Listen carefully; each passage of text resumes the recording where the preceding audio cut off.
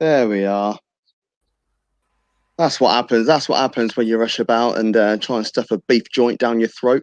It's Gav Mack here. I'm with Jamie Wilson and Ed Hall. It's the watch along for England versus Belgium. How are you, gentlemen? Fantastic. Everyone's here. Everyone's happy. How are you? Yeah, I'm great as well. There we are. Now, England versus Belgium. It's the Nations League. You can say whatever you like about the Nations League. It's international football, and it's football that we're about to watch. So I'm happy that it's football. Palermo got absolutely pumped earlier on today, so I'm not happy about that.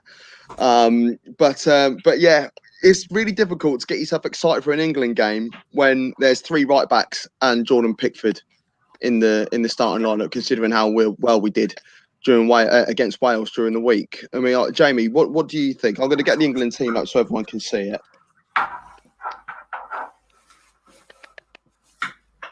So there it is. It's Pickford in goal. Then we've got Maguire, Dyer, and Walker in a back three. Trippier and Trent Alexander-Arnold as wing backs. Henderson and Rice in the middle, and then Mount in behind Calvert-Lewin, who's replacing the injured Harry Kane, and Marcus Rashford.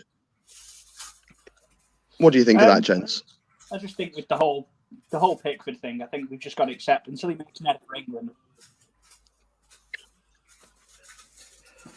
Pickford should be dropped. Maguire should be nowhere near the team. Eric Dyer should be nowhere near the team. Trippier is not suddenly left-footed.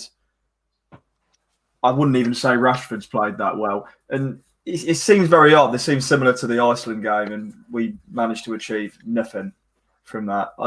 I respect Gareth Southgate because I like what he achieves for England. I rate an England manager. I know he does in competitions. And in my lifetimes, no one's done better than Gareth Southgate. I think the whole Jordan Pickford thing, that is an awful thing. Until he makes an header for England, he's not going to get dropped, no matter how many headers he makes for Everton, because Southgate's got too much trust in him. But doesn't that go against everything he stands for? Surely there's got to be a young left back who can make an appearance. Nick Pope and Dean Henderson are already past Pickford at the moment.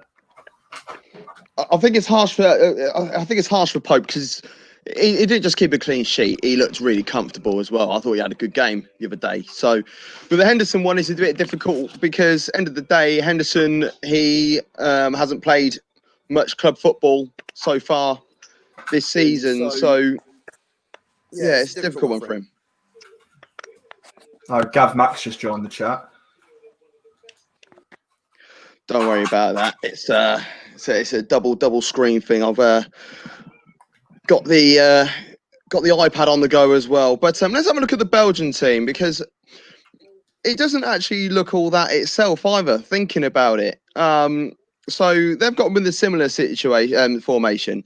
They've got Mignolet in goal ahead of Courtois. So as far as I'm concerned, Courtois must be injured. Back three of Dedrick Boyata, who's not had a great start to the season. Denayer and Toby Alderweireld. Midfielders of Tielemans and Witsel. Castagne left wing back and Meunier right wing back, and then you've got Carrasco and De Bruyne, and they'll be supporting Lukaku. So, what do you think of that lineup? They're better. Belgium are a better side than us. They play better football than us. The fact they've got Kevin De Bruyne, and I don't care who they're playing around Kevin De Bruyne, they've got Kevin De Bruyne. Simon Mignolet, as a Liverpool fan, he's actually a great shot stopper, but he can't command his box. So unless we're going to be whipping balls in from set pieces, he's actually quite a good goalkeeper. Obviously, he's not as good as Courtois, naturally, but it really just shows what Belgium think of this game if they're playing Mignolet. What do you think, Gav? Yeah. I think it's actually evened things out a little bit. You know, Boyata has not had the greatest start to a Bundesliga season for him. So if he's going to be the man who's going to be leading things at the back, I'm a little bit concerned. You know, they're all big boys. You know, Toby Alderweireld, he knows what the crack is. Denayer, he had a good end of last season. We saw a lot of him, you know, ex-Man City as well. But I feel that if they could whip some decent crosses in, especially what Trent's about, Trent can whip decent crosses in, we all know it, and find Dominic Calvert-Lewin, who is in the form of his life, then it could it could even the playing field a little bit. But I'm not a big fan of the idea of having three right backs in the team. Peter Jones, he's going to be watching along with us. He said De Bruyne is only as good as the team around him. Now he's still got Carrasco, he's still got Lukaku. He's still got Witsel, still got Tielemans. So it's not like he's got Dross around him. I'm just a little bit concerned that they're not going to be able to fire on all cylinders so much. Jamie was gone, but now he's back. Jamie, I was going to get the Belgian lineup back up. So yeah, what do you think of that lineup there? They're going in a similar formation to England. I mean, it's a good lineup. I think man for man, it's as good as England's, probably a little bit better. I mean, Boyata and Denier don't inspire anyone really, and Mignolet, not obviously, I know better than most. He saved what he should save, so if we finish well, then hopefully we might get something. But I think it's just got draw written all over it today, to be honest. It's been the way of the Nations League for England so far, really. I mean, like even that Iceland game, yes, we got 3 points out of it, but did we deserve it? Probably not. We should have had a goal in the first 5-6 minutes. And other than that, I think what do we talk about in the end, Ed? We were talking about who's better, Biggie and Tupac. Do you know what I mean? And like, did you like Kendrick Lamar, etc., etc. It was that type of game. There was nothing really to it. It was really disappointing. And then England got the penalty with the last couple of seconds. And then Iceland missed a penalty moments later. So it's not like it was really uninspiring. That Denmark game, I think I'd rather watch Desperate Housewives or something. Dylan's finally made it to the crew. How are you, Dill Dog? How are we, people? Oh, mate, I'm literally just like surrounded by Liverpool fans. Hurts me. Yeah, you are. That's me. Just representing for FFS Wido as well. Make sure you listen to her stuff. If you like grime and UK stuff, listen to her. She's banging, really, really good. One of my good pals from my hometown. Yeah, I'm not inspired by either lineup. And I'm not inspired by the formation because I don't have a problem with what Gareth Southgate's trying to achieve with this formation, but it's so different to what any of these players play week in, week out. In the Iceland and Denmark game, he played the same formation because he obviously wants to get used to the system. And none of them knew like they understood what their job role was. The fact that you're spearing Trent in and Trippier in when they realistically should be fighting for one position says it all. Now I look at they started with Bukayo Saka at the weekend what was it, Thursdays?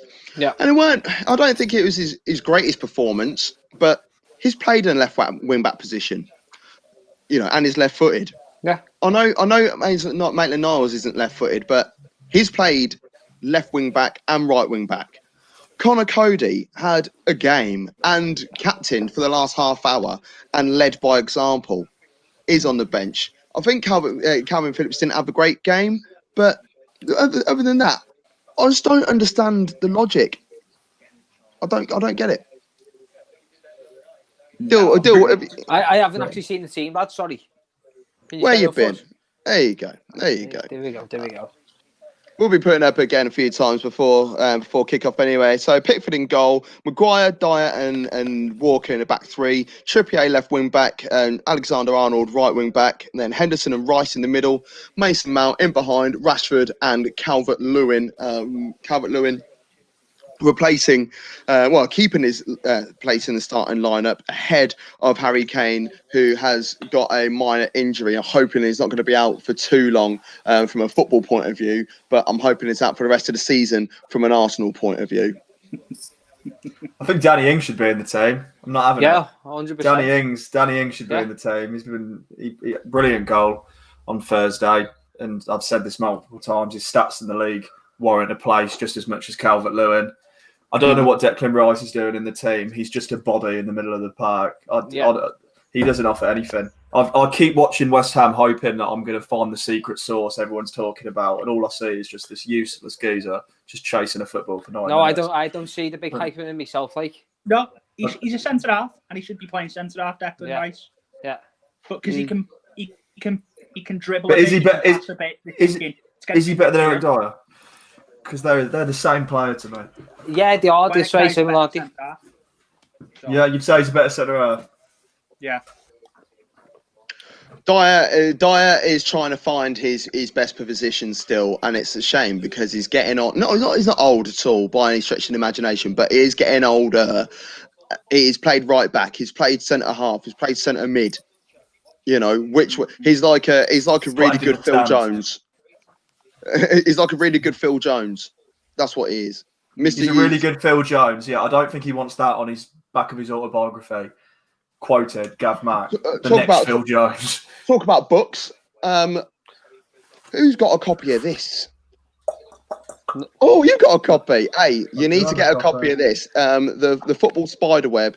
What a piece of work. And you'll be able to go back and have a watch of an interview that I did with the author of this book, Dev Bajwa, via our YouTube channel, www.youtube.com/Top Football. The guy he's only young. Was he 22, 23? 23. He's written this book. He works for DAZN. He knows his stuff. He's a great bloke. And yeah, make sure you buy this book. If you are a football fan, you need this book in your life. That's all I'm saying. Where can you find that interview, Gav? You can find that interview on the playlists on the top page. If you search football Spiderweb on YouTube, it should come up. It should come up first. But we'll see whether that works. But yeah. So I don't know. Anyone who's watching, are you inspired by the England lineup? Can you see something special coming out of this? Belgium posing a threat? What's your score predictions? You know, let us know. Let us know what your thoughts are in the comments. And disclaimer: we're not showing the game live. You're wasting your time, Gav. I know. Don't bother. Put the game on. Oh, fucking hell. Honestly, does my Swede that? Does my absolute Swede. But yeah, there you go. Let's go around the room with it. Jamie, what do you think the scoreline is going to be? It's hard. I want to say I can't see a way England win this, if I'm being honest. Very defensive, aren't we? I just can't see a way England win. I'm hoping for a 1-1, but I think it might be 2-1 Belgium. I think Kev De Bruyne will have just a little bit too much. He's going to be the balance. He's going to be what tips the balance, and I think I can see Belgium winning. Dill? Yeah, I am 2-0 Belgium, I reckon, myself, Gav. I think England are very, very defensive. I think the reason that they've got Henderson and Rice is just to try and deal with Kevin De Bruyne, really, boys. You know, attackingly, you know, our main attack is coming from, in my eyes, our main attack is going to be coming from Trippier and Trent Alexander-Arnold. But as you say, if you're just playing them up, Kyle Walker, centre half, playing in the centre half, he's not that good, lads. We've seen it before with City. And I don't really know about Rashford and Dominic Calvert-Lewin. I like Calvert-Lewin. I'm a big fan of him, but I don't think him and Rashford. I don't think it's the right chemistry. As I said before, as Finger said before, I'd play Ings, you know, like a taller, smaller, you know, because Cameron Lewin does not lose the header, and Danny Ings will chase anything. You know what I mean? He's got that bulldog like approach about him. He likes to attack. He likes to run on the shoulder. We've seen it before when we talked about England. He's always chasing. He's always behind. If he's winning the headers, I feel like, because Rashford's quite tall as well, I feel like they're going for like these crosses into the box, because that's what both fullbacks are known for, lads, aren't they? Both fullbacks are known for the deep crosses. So I don't know. What's Trippier going to do from the left? That's what I'm saying as well, mate. Like, I don't really wish he was on the right. It's just going to be cutting in, isn't he? I'd rather have that Saka, whereas that Saka can actually like directly run at them. Like Saka would have been a well better than Trippier in my eyes.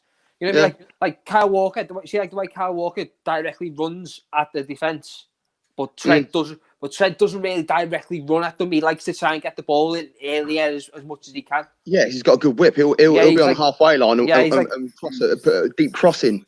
Yeah. Rather than run at someone. Ed, what do you think the scoreline is going to be? I'm inclined to agree with Jamie in terms of score prediction. 2-1 Belgium. Well, I mean, the fact we're all saying England are going to get at most a draw is quite depressing. So I'm going to say 3-0 England. But realistically, I think Belgium are naturally favourites. And I think with the players we've got, we should be playing 4-3-3, especially if it's not like we want to go on to knockout competition. We've got the perfect squad for a brilliant 4-3-3. That's the problem. And we're playing this weird dynamic formation, which Southgate wants to do. And I'm happy with it as long as the players adapt to it a lot quicker. But Ed, would you not rather have Jack Grealish in there instead of Mason Mount, the way that he's been playing? Come on, I know if you're playing him in there, it's for me it's a lot different than what this is. You know what I mean? Mount's I think Gareth is trying to also please a bit of the Premier League managers. He's trying to keep people's fitness up. The Nations League. This isn't the last game. We've still got 3 more games, I believe, of the Nations League after. Irrelevant. This is whether you like the Nations League or not. It is a recognised tournament. If this was a friendly match and you're resting players, I fully understand it. But this is a recognised tournament now, and you win a trophy at the end of it. So you have to approach it with that winning mentality. If England want a real decent opportunity of winning Euro 2021, they need to get into that winning mentality from early. They've got to remember that they are semi-finalists, yes, but they lost. Yeah. They have 2-time semi-finalists. If you include exactly. the Nations League. Well, there you go. So why not go one step further? If you're a professional, you want to go out there and win. It's not, I want to play to take part. They're not 4 years old. These are professionals. So you've got to go out there and put it out there. And also, if you're playing 3 at the back, you have to start with Connor Cody if you're playing 3 at the back. Yeah, because he's such a ball playing centre off. But forget Wales, forget Iceland, forget Denmark. This is ranked number 1 in the world. Let's see how we can do then. But it's all right playing Sancho, and I know all these aren't able because they broke the rules. But you're playing like attacker like Sancho, Sterling, and all that, and now you're going for such a very negative team. Yeah, it's a setup. It's a setup not to lose rather than to try to win. Yeah. Are any England defenders at club level or international level in form? Are there any English defenders who are in hot form? No, because the whole Premier League defence hasn't been in form. Who are you going to say, Jay? Yeah. Well, I think in terms of left backs, I know Chilwell's done Southgate over, but Matt Targett's unlucky to miss out from Villa. He started relatively well.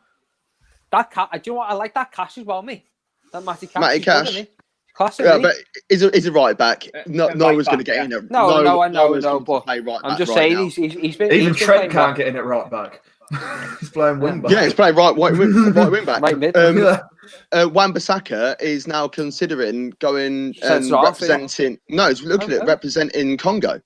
Oh, sick. So Wan-Bissaka's looking at Congo, and we're still playing Harry Maguire. Says it all, really. But I just think, I look at Tarkowski. I really think Tarkowski is a solid defender, and he doesn't get a sniff, and I don't understand why. And then Burnley have got some decent English players knocking about. Dwight McNeil, is a left winger. So what if we do want to change our formation?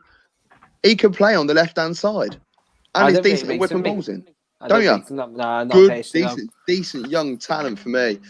Really do like him. He reminds me a lot of. Do you know Gray who plays for Leicester? Yeah. Harvey Barnes? No, the Gray. Oh, Damari Gray. Yeah, he reminds me a lot of him. See, I don't know whether Damari Gray isn't getting in because of attitude. Because every time he plays, he looks pretty sharp, but he doesn't play. I don't know why. Mad. I think the only person I'm happy about being in this team is Jordan Henderson in the middle, because I just know he's an engine. That's the thing. I know he hasn't played though. But that I was about to say, this is the twice now. I remember for the Iceland game, Trent was injured at the start of the season. Then he was playing his first game back for England, and the same's happened with Henderson. No, Mings is he's on the bench. He's ready to come on at any point. He should be starting in my eyes, mate. He's been absolutely solid. I The last two don't seasons, think he's solid. I don't think Mings is all that. Don't you No, know? I Gav? don't. Nah. No. Don't you know? I like him, me.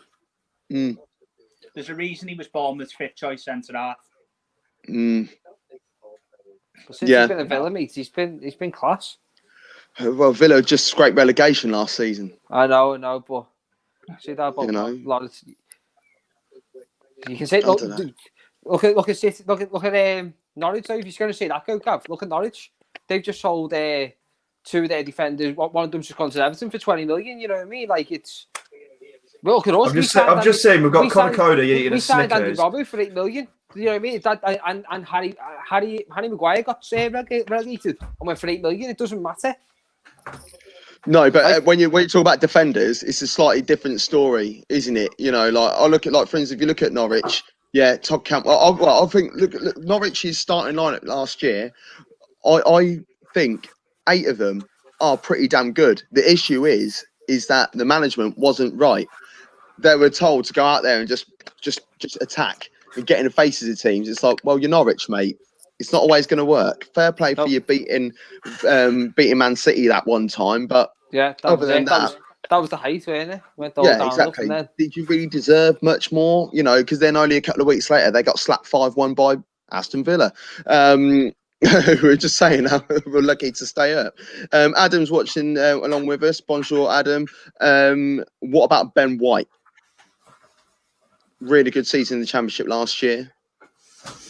Based on the options we've got, I'd actually agree. I'd agree because I'm so fed up of seeing the same. He hasn't had the best of form. England. He hasn't had the best of form since he's been back, though, lad. In my eyes, Ed. I disagree. I think Brighton have And been here's the current really team. damn unlucky. No, Brighton have, but I don't think he has, though, lads. Like, honestly, I don't think he has. I've seen a lot of people who've been saying the same thing. He's not the same. He's not the same Ben White as what he was at Leeds. Yeah, different pace of game. Yeah, well, also I think they play 3 at the back, don't they? So. I don't like Wembley being empty. Don't like it. Yeah, it is a bit hard to look at, isn't it? I went to the FA Vase final a couple of years ago and they still had like 15, 20,000 there. And that had atmosphere. And it's like, oh, this is bad. Right, Whereabouts are you at, Gav? Whereabouts are you at, Gav? Oh, national anthems. Yeah, I am. Yeah, England having a good old sing-song. I'm just trying to see if there's anyone who's not singing because I always get really ag. If you're representing your country, whether you like the song or not, you have to sing. I'm at Belgium's doing theirs and I'm about to finish theirs. Jamie, are you watching it on Sky? Yes, but I'm on the Sky Go. I'm on the same as Now you, TV, kind of. So I'm on Now TV. So I kind of want to sync us up because there is nothing less fun than watching highlights of highlights. Oh, Sam Mignolet's in goal. I didn't know that. Yeah, that's why we could win. Yeah. So, right, let's put the Belgian lineup quickly again before we get kicking off. So, Mignolet in goal, Boyata, Denayer, and Alderweireld at the back. Witsel and Tielemans in the middle. The wing backs. That bit's solid. But yeah, the wing backs are Castagne, who I do like, to be fair, and Meunier. And then they've got Carrasco and De Bruyne supporting Lukaku. Defensively, you look very poor. Yes, they do. As I said, Boyata has not started off the season very well, in my opinion, for Hertha Berlin. He's the club captain now. I feel like maybe he's got a little bit too much pressure on his shoulders. Maybe he's not quite ready to lead a club with that. I'm not saying that have a big stature in Europe, but Hertha Berlin carries a big name in Germany. So to be club captain, it's a bit of a statement. Tielemans has got a yellow card going into this game as well. Didn't realise that. So if he gets another yellow card, sorry, Gab. I'm at Jordan Henderson about to swap flags with. I'm gonna pause it just before they kick off. Yeah, and I'll tell you. I'm at the lineups. England's lineup. I'm at Belgium's.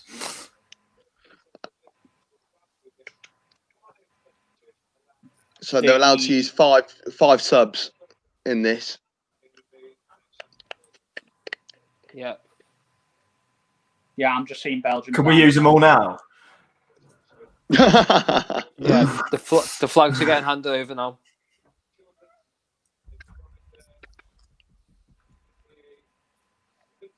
So are you three in exactly the same position? Yeah, No. like couple of seconds in it. I'm About on 15. So Kane still made the substitute, so it can't be a serious injury. Yeah, it's probably just named there anyway, isn't it? Well, no, he promised Mourinho. Right. I know, but it did say he got a bit of a knock in training. Right, boys. They've literally just kicked off. I've paused it. Sound. I can't pause mine, so I'll tell you when we've kicked off. Jesus. They're kneeling down. You got 8 seconds there, then. Hey. You all the same, boys? They're kicked off now. I'm at the subs. Tell you what I'm going to do. All right, they haven't kicked off. Still Lukaku standing over it like a div. Now they're kicked off. Right. So I'll remain a couple of seconds ahead. Yeah, 10 that's seconds fine. into the game. There you go. Where are you, Jay? Kicked off? I'm just refreshing to get closer. Gav. Oh, that's a lovely mug. I am gonna run and go get my mug and my refreshments. And I'm ready. So you're 30 seconds behind. Bloody hell, England. Started off with the press, which I'm happy about. Sam came back on there. That's what I'm talking about. That kind of start. Yeah, get in their faces early doors, man. Got no choice. What you got to lose? You know, like 3 points. No, but then if England don't win this game, and I think it's Iceland, if Iceland should get relegated. It shouldn't be England. No, because the league table at the moment is Belgium on 6 points. That's on Because 4. obviously have played 2 games. Yeah. England on 4, Iceland on 1, and Denmark at the bottom.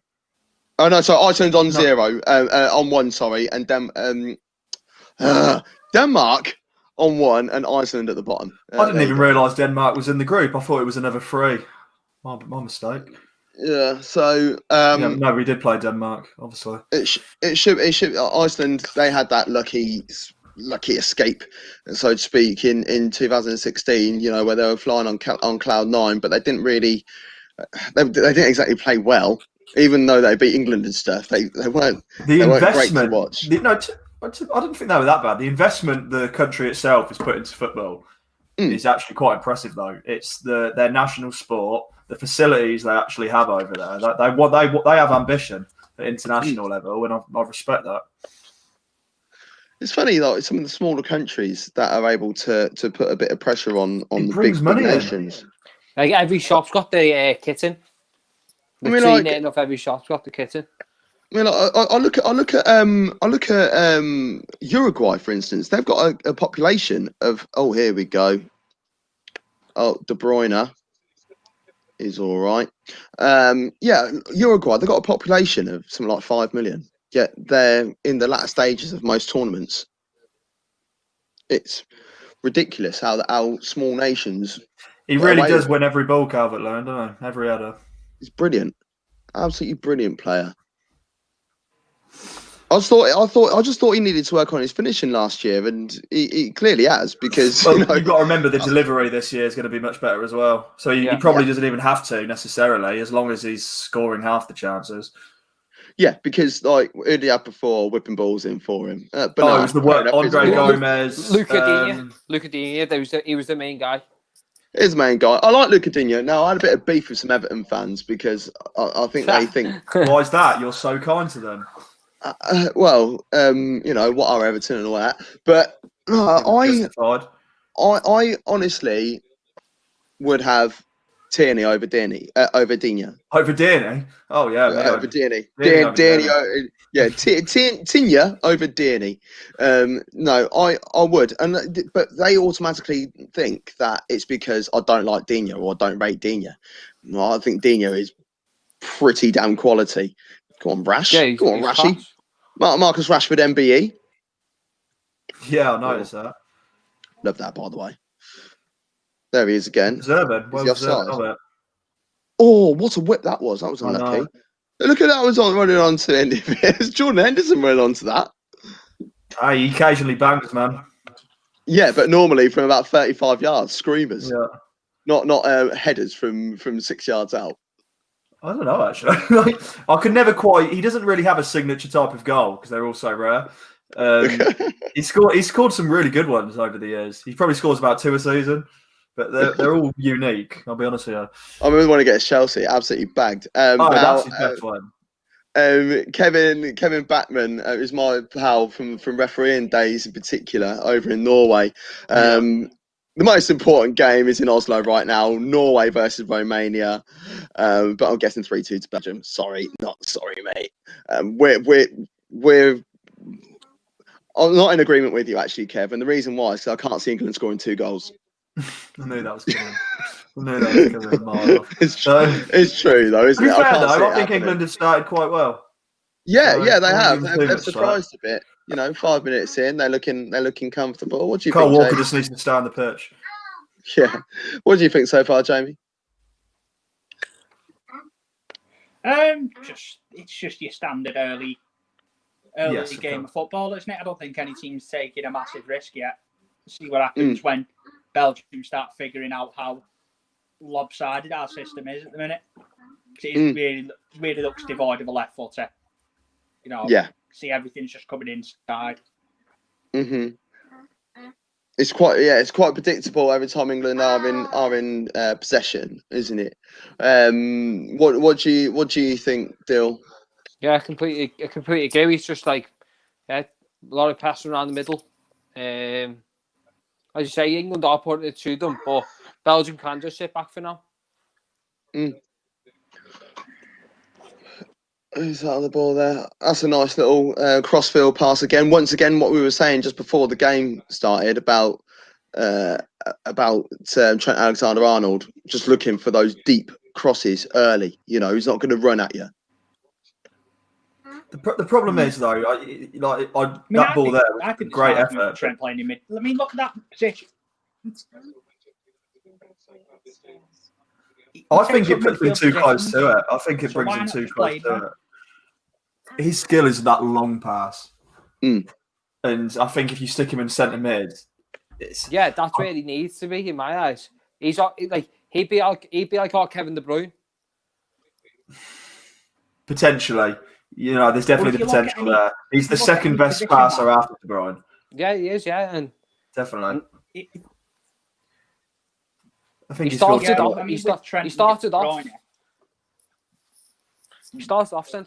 centre mid. So, well, he broke his first year at right back for a full season. He broke the Premier League record for assists with something like 13 assists, and then the second year he beat it again with 15. The only player to beat him in assists was De Bruyne, wasn't it, for them 2 seasons? Yeah. He's playing at right back. But obviously, that's testament to how Liverpool play. It doesn't necessarily mean it's our system, innit? You know what I mean? It goes De Bruyne, Trent, Robbo for the assist all the time, doesn't it? You know what I mean? So we've seen Trent can take free kicks though. We've seen him score a few goals from open play as well. So I don't disagree with people when they say he's probably the closest thing to De Bruyne. You just never know till you stick him there in the middle. Yeah. I don't think he'll be able to lace De Bruyne's shoes. To be fair, I think that, and even if he was playing in centre mid, De Bruyne is a whole different kettle of fish. He really is. I disagree with you, Gav. I mean, I think he's absolutely unbelievable, but I generally think Trent Alexander-Arnold is one of the best players in the world when it comes to passing. I've seen him score free kicks from 40 yards out. I've seen him score goals from open play from outside the box. Yeah. He really has it all. He really does. I mean, and you know what? Because we've not seen him there, you can't say he couldn't. For his age as well, right? I'm talking, the age of 20. What was De Bruyne doing at the age of 20? He was a reject at Chelsea. Wolfsburg. Well, yeah, at Wolfsburg he was an unreal, but when did Trent come through? Ed, was it 17? 18 years old against Hoffenheim. He filled in for injured Nathaniel Klein. And then he played Champions League qualification, scored a free kick. Yeah. It was only 50 minutes into the game, wasn't it? And exactly. Then he played against... Never played for us before. Then he came in and played against United, yeah. don't get me wrong, that game he was very dodgy that game. He But got peppered. he came in. You know what I mean? He hasn't left. If you know But what it I mean? showed how quickly he learned, because that was the week. Oh, here we go. We had it's on the set. Belgium were on the corner of the box. That was perfect. That wasn't. But yeah, I remember that game. Trent Alexander-Arnold got hammered by Rashford. Yeah. And then that same week, we played City in the Champions League, and he put Sané in his pocket. So he's a quick learner. I do think that defensively he isn't all there. So maybe centre mid might be the position for him, but I just can't see any comparison for him and De Bruyne. I'm not buying that at He's all. very clever, you know, as well, though. You know, Gav, he's a chess player, isn't he? Honest to God, I Go can't have what you're saying. If you type in Trent assist and De Bruyne assist, they're identical. No, you don't. Yeah, but oh my God, let's be real. All right, okay, we can't be talking about this player isn't all that, or this player is all this because he's got all this assists. It's what else does he bring? Gracias. What else? What else does he bring? You know, I think he will. Goals and assists. That's literally all you can bring in games. Yeah, but he's still got to put effort. Oh, there we go, 1-0. Yeah, that was too There easy. you go, 1-0. Carrasco. But I've said this before, though, Gav. Yeah, you know where Coutinho, when Coutinho was at Liverpool, he'd done exactly the same things as De Bruyne done, but never got the plaudits. I think he did. I think he did. No, Everyone was raving about Coutinho. No, everyone was. Not the same way that. No, don't get me wrong. I think Kevin De Bruyne is going to be up there with the Gerrard and Lampards. Yeah. Oh, he is already. Yeah, no. But this I think there's no VAR in this, is there? Oh no. Not sure. There wasn't in the Iceland. There wasn't in the Iceland game. Who's in goal, Pickford? You can tell. Has he given offside for it? No, it's not. No. Yeah, he's given offside. It's given offside. That is so late. No, but that's fine. That's what they're meant to do. I'm happy with that. No. You only do that with the assistance of VAR. There's no VAR in this game. As soon as the ball has been advanced, you put the flag. Come on, you can't. No, but no. They've changed the rule to suit VAR, so the rule still applies just because there's no VAR. No, they've done it to assist VAR. It's not. If there's no VAR, you do it straight away. Surely. No, it's not straight away. But like you see, when the ball was crossed in, as soon as the ball hits the back of the net, would you not rather do that? Continue to play, and then he raises his flag instead of him. No, because you know what? Have you actually seen how many times it's like they're not flagging up, and it goes out for the corner, and then next thing you know, they go and score off the corner. Exactly. Because the corner stands. If that's a linesman error, that means he wasn't going to raise it regardless. No, but that's not the assistant referee's fault. That's the flaw in the laws. It is. This is. Yeah, it is. It's a fault. Like it's a little trap. It's mad. I think it's crap. That should. Yes. Sorry. We do read the chat. Connor, yes, we do. Just having a bit of a moan about that. Is that the assistant's flag call? Now I'm happy that Belgium's goal didn't stand, because I've also got a bet on with Kev in the moment now that if Belgium score 3 or more, the Jägermeister's on me, and if not, the beer is on Kev next time he's in the UK. So yeah, I'm down for that, Kev. Connor, you should sub. We've got lollipops. Yeah, I don't. Yeah, you're right, Dylan. Because if that ball had gone out for a corner, it's a new phase of play. They can't go back on it. Yeah.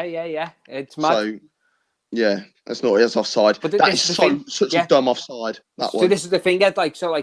If the linesman puts his flag up for offside, it gets blown back. But they get told now, wait, and now it goes out of play, and then they continue playing without watching back. So they're showing the replay. They're showing the replay now. He's got the ball now, so put the flag up. Yeah. No. Oh no! I think they might be trying to give offside, saying that in the engagement. Number 21 in it. Yeah, Castagna. He's level. Yeah, he's basically standing in front of the keeper. Yeah, but he's level. He's level with. Oh, is he? Yeah. Well, that's where. Yeah, I'm watching again now. He's level there. We've got away with that one. Or is that sort of payback from the Harry Kane one in the Iceland game? No chance he's level there. No chance he's level. He looks He is off. level, man. Yeah, he is. He's off. He's got to be off. He is level, man. You're going to look at the part of the body that he could play the ball with as well. Shoulder. Yeah, it's anywhere. Yeah, it's anywhere. Like not anywhere. No, because you're all. You know what I mean? Rashford looks a threat. Rashford does look threatening. Here goes Lukaku with his pace. Yeah. Him versus Eric Dyer. Oh, that's a foul, isn't it? Is that a pen? That's a penalty. That's a penalty. That has to be a penalty. It's giving it. So why are they taking so long to give the decisions? No, because the referee didn't see it and they looked at the lineman. The referee didn't give that. The linesman gave that. The referee's looking at the whole thing. No, he clearly missed. No, what I'm saying, yeah. Have they got VAR on this? He clearly looked at the linesman. Is that a penalty? Right. If the assistant referee is given that, then the referee needs to have a word with himself, because the referee should be looking down the line of that challenge. He needs to look at the line of that. Maybe turn around and say, he should have been, but he definitely didn't know what the decision was. Right, where's the referee here? Where's the referee? Absolute terrible challenge, though, boys. Yeah, but if the referee, he's clearly looking at the linesman. Look, he's letting play go on, and now he's looking. This is a FIFA registered referee, and he can't give that straight away. He can't give that. That is poor. That is absolutely poor. Eric Dyer was shocking then. Good penalty. Good penalty. That's weird, that is. 1-0. We're going to start having cursed England watch-alongs, aren't we? At least this game's exciting.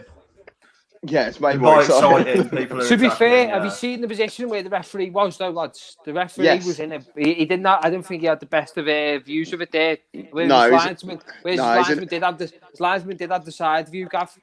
No, I'm speaking from refereeing experience here. That the referee. Yeah, Gav was at Euro 1999. He is looking down the barrel. He's looking down the barrel of that. If he can't see that there's no change in direction of the ball, then what is he looking at? And from that, if that tackle was turned 90 degrees, the assistant referee should then be looking at that, and he should be able to come in on that. But from that angle there, no way. That is the referee's job there. Yeah. Poor. Oh, can't spell. I'm all for Gareth continuing to use this system for all the remaining games and for the next Euros, because, you know, if that's the system he wants to play, he's got to spend as long as possible to get it to work. But at first glance and after the first few, I can't see this ever coming. There you go. Yes. So, LFC, Connor, cheers for your contribution there, Adam. Yes, they do read the chat and the broadcast. On all social media, yes. If you put Total Top into Google, our name comes up first. There you go. England 0, Belgium 1.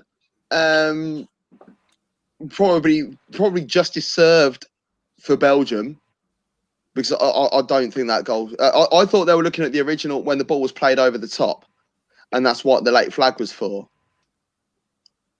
I would like to see it again. I want to get the lines out. The first one looked offside to me, so I wouldn't really say it's justice. It's just they've played better. I don't think they've been robbed of a goal. I think it depends which offside they're giving. If it's the one with the long ball going over the top, then it looked like it was offside to me.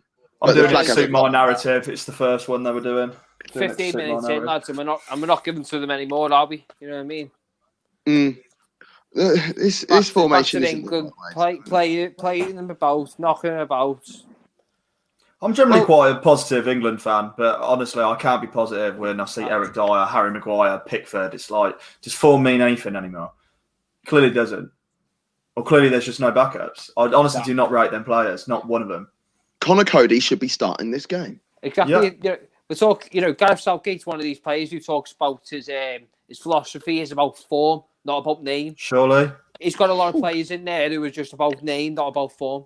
And it annoys me a bit, to be fair. Jack Grealish. Look at the post-match interview that he did on Thursday. Jack Grealish, this, that, and the other. Yeah, but Mason Mount, blah blah blah. So hold on a minute. We didn't ask you about Mason Mount. We're going to ask you about Mason Mount in a minute. Do you know what? Doesn't like him. I think Aston Villa have got the best defensive record in the league, and they haven't got none of them are playing there. None of the defenders are playing there. Exactly. They've only conceded 2 goals, and that was against Liverpool. Who is the other? Is the other centre half? Is it Konza or was his name? Yeah. Is he English? Yes. Why isn't he getting a little sniff as well? Yes. They both been good. You should have Grealish, and whatever you think of Mings, even obviously Gav, you said you don't rate him. But regardless of whether you do, based on form, he should probably be in this game. Yeah. I can't deny that he's in form. I can't deny that at all. But yeah, for me, I wouldn't have Joe Gomez in it based on his form. I would have Conor Cody. I wouldn't have Harry Maguire. I wouldn't have Pickford. When he came in, I respected Southgate because he based it on form, and we got to see a lot of new players come in. But he seems to have put that in the bin. Yeah. Mark Wardell challenged that I didn't need to make, and you're damn right. Where's Lukaku going? He's not the fastest man in the world. God. Where's your head? Well, that's these professional footballers. They must do research and they must have training sessions where they are just in the classroom. And it's like, well, like for instance, how did Arjen Robben get away his whole career bombing down the right, cutting in on his left? How many goals did he score from doing it? Because he was so dangerous. No, but every defender was sold by it. They'll show him onto his right foot, so then he would cut inside. And then the defender is already slid in and hanging down by the goal line. And there's friggin' but it doesn't matter. It doesn't matter if people know what you're going to do. If you time it perfectly, you're going to pull it off. It's like Coutinho done exactly the same thing every time, just on the other side. There's certain players that are both Drop footed, your shoulder, and it's like fair enough. It's all about dropping the shoulder. Yeah, but like if you're both footed, you don't know which way you're going to go. I understand that, but there's certain players. It is so obvious. I don't ever recall. Here's another one for you as well, actually, player-wise. Antonio Valencia. I've seen him use his left foot 3 times in his whole career. So why not show him onto it? He's so scared of passing the ball or even touching it with his left foot. Yet no one would work on it. It was his speed, though. I think him, Gav. He just get past you. He just get past you, wouldn't he? Valencia was rapid back in the day, Gav. Back in the day, yeah. But then as his career goes on, yeah. And worst case scenario, this is where teams lower level teams do really well against big clubs and stuff. It's like, well, okay, we're not going to go out and win this game, so why don't we just try and do something different? Why don't we put 2 on them? I think he was very underrated. When he played right back for United, I think he was very underrated at one point, me. Yeah, I agree. But you knew exactly what he was going to do. Yeah. Mm-hmm. But there's a lot of going back to the littler teams. That's why you talk about why Tarkowski doesn't get a sniff, because Burnley don't take any risk. But you don't get players like years ago, you used to have players who could do loads of things, Gav. You don't get that anymore. You get players who can do one thing and one thing only now. You know what I mean? Players get signed because they can do this specific thing. It's like that DeAndre Yedlin. He's exactly the same thing. He just gets it, boom, goes forward on it. Yeah, that's fine. From a defender's point of view, you could get away with that, can't you? If you're a centre half, it's out there chopping, just going to do that sort of thing. Alex is watching the show. This is watching it via Periscope on Twitter, so you can watch this on Twitter, YouTube, Facebook, whatever you like. Good ball. Whatever you find most comfortable. That's got to be a corner. Yes, it is. I will keep saying this till I'm blue in the face. Gareth Southgate is a fraud. Fully agree. I don't think you got many people disagreeing with that one. If a top half Premier League job became available tomorrow, Gareth Southgate would not be in the frame for it. Wouldn't even think you'd get a bottom half. I mean, I don't know if say like, I'm trying to think of around. He'd be in contention for say the Villa job, for example. Do you know what I think would be good? Graham Potter. Played for him. I think Graham Potter would be a fantastic manager for England. I'm not overly against the idea. I quite like him. He's got a very German like. in my eyes, Gav, I think he, because you like the German football, you know yourself, Yes. like, and he's got a very German-like approach about him, the way he runs his stuff. I Mm. like him, mate. He's got, It, you know, the it, same. it makes his team have lots of energy. Yeah, I And feel I like like him and Hasselhoefen are on that same sort of level in my eyes. Yeah, we have one of the deepest and most talented pools of English players for quite some time, and we don't. We have a clown in charge. Hey, look, No, I just think like partying. Pochettino. I would like to see Pochettino. No, it should not. It should be an English manager. I Well, don't you say that, Ed. It care should about be. This is a strange one. But do you know who I would have tempted to take the job? Because he was getting on a bit. I'd have tried to tempt Arsene Wenger into the job, mate. at the time. Gav, A few years ago, yeah. Oh, he is offside. I'll raise my hand. He is offside, Castagna. I apologise. I'll take it back.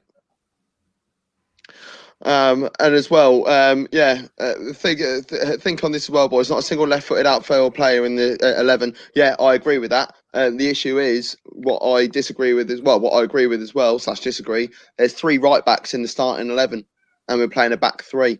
It doesn't make sense. And not just 3 right backs. We've also got 2 players out there that can also play right back in Henderson. Excuse me, and Eric Dyer. So, you know, we've got 3 regular right backs in the team in the starting 11, and another 2 players that can play right back. Eddie Howe banded about. I think he's missed the boat. I think he might have missed the boat now. And Mr. Parker's watching on YouTube. Thanks for watching. Sorry, Southgate is the real deal. A tactical clinician. What rubbish Mr. Watson speaks. Clearly not partnering with Sherlock on that insight. And look, I agree with Alex a lot here. You know, the Spanish Alex 85. It's just because you can't pick a starting 11 with 3 at the back and 3 right backs, and one of the most out of form goalkeepers starting with him. Whether you like him or not, he is out of form. Should not be starting games. End of story. Pope has made 2 mistakes that lead into goals in the last 3 years, I think it was. Mm-hmm. You know, direct mistakes that have led to goals. He kept 15 clean sheets in the Premier League last year. He won the glove, didn't he? Yeah. I think Edison got it in the end, didn't he, or Allison? One of them got it just above him, but with 1 more game. No, Allison didn't get it. Yeah, would have been did, you know? Edison. I think it's Edison. Just No, but this is the thing, as we were saying before, though, Gav. You know, like these type of games, you should be like thinking, yeah, this is our preparation for the Euros next year. You know what I mean? And like, you should be getting out there ready to see how we can do against the big dogs. I'm actually a big Southgate fan. I've been happy with his tactics up until this Nations League. And, his team selection's making me lose a bit of faith in him. But I actually thought we played quite well in the last Nations League competition. I thought we was unlucky against Netherlands. Just individual mistakes. World Cup, that'll always stay in my life. You know, Edison 16. He's not been half bad, Southgate. It's just I feel like he's had too long to think about the England team, and he's just come up with this weird concoction. He's like that. This starting 11 is pure overthinking. It does not need to be this complicated, especially with the pool of players we've got. He just copies other coaches without knowing Alex? Who's he copying with this formation? Using those tactics to begin with. Yeah, I would like to understand that. I don't think he's copying anyone. You were doing really well there. We're on your team then for a bit. Yeah. Well, if he was playing the high line, I'd agree with you. But in this particular squad, there was no inkling of going 3 at the back. He picks Connor Cody, and suddenly now he's playing 3 at the back. Is that to get the best? You know, if you are going to play 3 at the back, you have to play Connor Cody. He's the only defender in the whole squad that plays in a back three and understands it fully, Yeah, and not just that, Yeah. leads it. He's amazing. He's amazing, lads. No, I he's love not. Conor Cody. Honestly, don't get fooled by this Conor Cody hype train. He sits off. He plays where like any half decent goalkeeper plays on the pitch for the top team for Wolves. What Conor Cody does is exactly what you're meant to do as an anchor man in a back three. You don't need to throw yourself in there. You don't need to stand off. No. You're saying similar things. Like I agree with Jamie. I've watched a lot of Conor Cody because I was once fooled by his defensive abilities. I don't think he's all that. Yes, he plays formation and position well in a back three. I'll give you that, but it doesn't mean he's a top defender. The best teams in non-league football play three at the back, right? And those teams, when you've got your anchor sweeper style man, right? You don't see him make any tackles. He doesn't need to. He hasn't got that requirement because the back four are astute doing their job. You only need to come in if there's an issue. So I see what you're saying about the goalkeeper thing. No, but what I'm trying to say, it's not about the level of football. It's about the style of play. This is what I'm trying to get at. This is where Bayern Munich get away with it so well because their sweeper is Manuel Neuer. Fair enough. But when you've got a back three, your man in the middle is there to lead and control the rest of the back four, and then you have got the license to run through. So you see at the moment, right? England have got Eric Dyer in that position. Why is it Eric Dyer? Well, Eric Dyer hasn't. Well, he made that silly tackle, but he shouldn't have needed to, because the rest of the back four, so should be on the bench. But the rest of the back four, so to speak, should be dealing with that job. Also, Eric Dyer should be the one.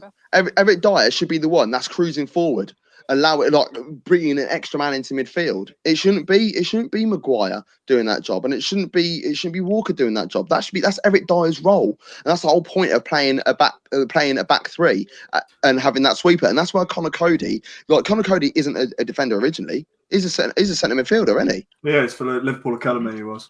He's a centre midfielder. But the thing is, if you're looking at this England team and you're thinking the only player I own is Conor Cody who plays a back three, then you shouldn't be basing your whole team on a back three. That's the problem. Yeah. You've now got to teach 10 players how to suit this system, and you get 2 weeks with them every 3 or 4 months. That's not a foul. And he's got a yellow card as well. Declan Rice. I don't think that's a foul, man. I'll have a look. I can hear an echo on someone's thing, by the way.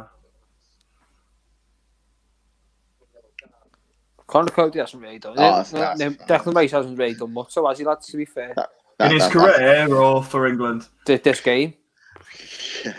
Ed is not a fan of Declan Rice. He was just suddenly in my face with everyone going, he's amazing, honestly. Do you know who I really loved, right, who came through from West Ham? That's not a yellow card. Reece Oxford. And I'm really gutted he never actually got given the proper chance. You know what I mean? I think he's been found out a lot. He had that wonderful debut against Arsenal. Yeah, but it was all in the back pocket, mate. And that's what I mean. After that game, I was like, if he could have continued. Is that the young West Ham lad? Yeah. If he could have continued that game. If he could have continued that, it would have been. He went to Augsburg over in Germany, and he was also dog there. So he's been found out. He's not all that, and it's a shame. Belgium from Papachulo, who is watching via Twitch, because you can watch us via Twitch as well. We're on everything, aren't we? You're watching this guy tonight, Lukaku for Belgium. Yeah. Is United selling Lukaku one of the worst decisions in the last decade for them? No, and the reason why is because he just didn't suit the way that Man United play. As a player, I think Lukaku's up there. He's one of the youngest players to ever get 100 goals in the Premier League. But Lukaku. But they're giving Cavani. Go on, Jay. Good. But Lukaku's that good, then why not put your team? I don't understand that. Then Lukaku is that good, so play to him. It would have taken at the time a lot more money to change the entire team compared to just changing the front three or the attack. And I think it did stay. I prefer how Man United play without Lukaku. I'll be honest with you. Not recently, but probably back end of last season, I was preferring how they played football. Yes, Lukaku's a great player, but to change Man United's whole system would have added another 2 years to the project. Yeah, I mean, I look at Inter Milan, and they've got the flair up front to go alongside Lukaku, but in the middle of the park, they're quite strong. You know, they're quite built. I mean, like look, they've got Nangalan in the middle of the park. Well, he's just gone back back to Cagliari, but Cagliari, yeah. you know, they've got Vidal now. You know, just grit. Pitbull. You know, yeah, exactly. Man United haven't got that. You know, who's their men in the middle of the park that can just hold things down. Hakimi as well, haven't he? He's class. Calvert-Lewin. Oh, good turn that from Calvert-Lewin. He's not been able to get much of a sniff, and do you know what? This is going to end up going against him. They'll be like, "Oh, he's not been able to do anything in the games, and we're going to drop him next match." No, give him something. Give him something to feed on. I don't get what we're going for here, because he's got 2 right backs on for the long balls, yet he's playing effectively with 2 strikers, and he's got a number 10 in there. Surely you want a left forward and a right forward if you're pinging balls. I don't get that. Like if we should have significantly more midfielders in the team if we're playing number 10. I don't let Mignolet look like an absolute boss in the park as well, just coming out claiming balls like that. Oh, and Mignolet's biggest fault is he can't command his box. And if he's pulling that off, it's a massive failure. Yeah, exactly. Shot stopping, he was class, but as you say, he just couldn't dominate his box. I really take issue with the good shot stopper comment. Isn't that a goalkeeper's job? You know? Yeah, of but course. not all goalkeepers. It's only part of his job. Some are better than others. Good at it. Yeah. Yeah. So, like, when someone uses the term, "Oh, he's a good shot stopper," that's called for.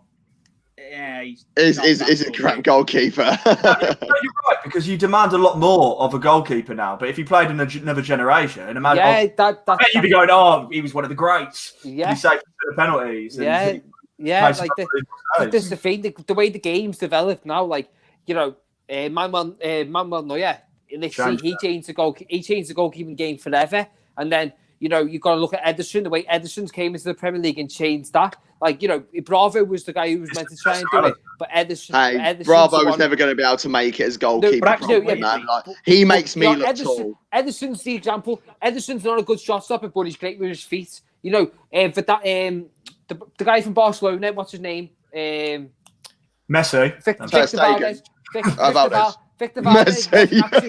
Victor Valdes wasn't actually known as being a great shot stopper.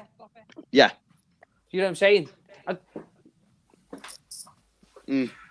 I take issue with how we're attacking, because Belgium seem to be very compact, very narrow. We seem to be getting the balls to the wings quite significantly, but then when we're whipping the ball into the, we're not trying to whip the ball into the box to Calvert-Lewin. We're then trying to play through the defenders, and that's bothering me. Why are we whipping it side and then trying to play through the defenders? We need to be whipping the ball straight back in. It's another corner. See, this time round, the ball went pretty much in the same zone, yet Mignolet stayed on his line. And things like this just make me think, come on, use your brain here. This ain't the greatest goalkeeper. Work to your advantage. Champions League goalkeeper, though, plays for Club Bruges. I know, and he's got a lot of confidence since he's been at Club Bruges. I follow him on Twitter now. Samatta is a Champions League striker. It's a penalty. Is that a penalty? What's he giving? Yellow card to who? Yeah, it's a penalty. Okay, and on who's going to take the penalty? Oh, Rashi. Rashi will take that. This is fantastic news. Never doubted yourself, Gay. England.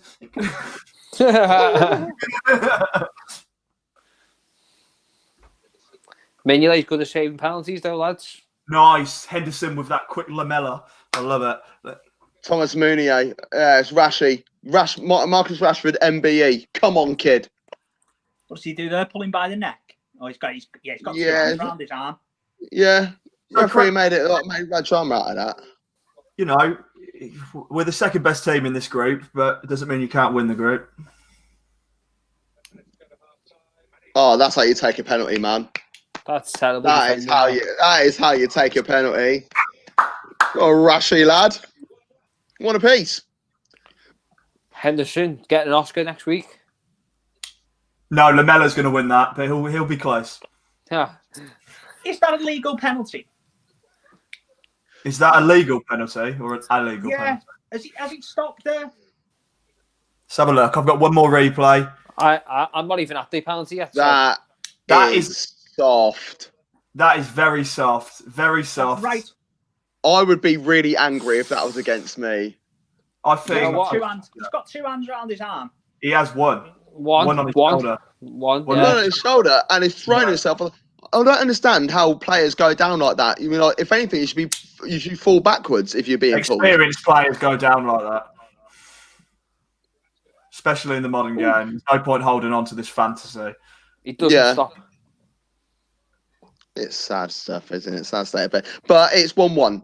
And, Exactly. you know, I still think there needs to be a change. Tell you what, though, I'm loving the New England kit. Oh, mate, it's so fit.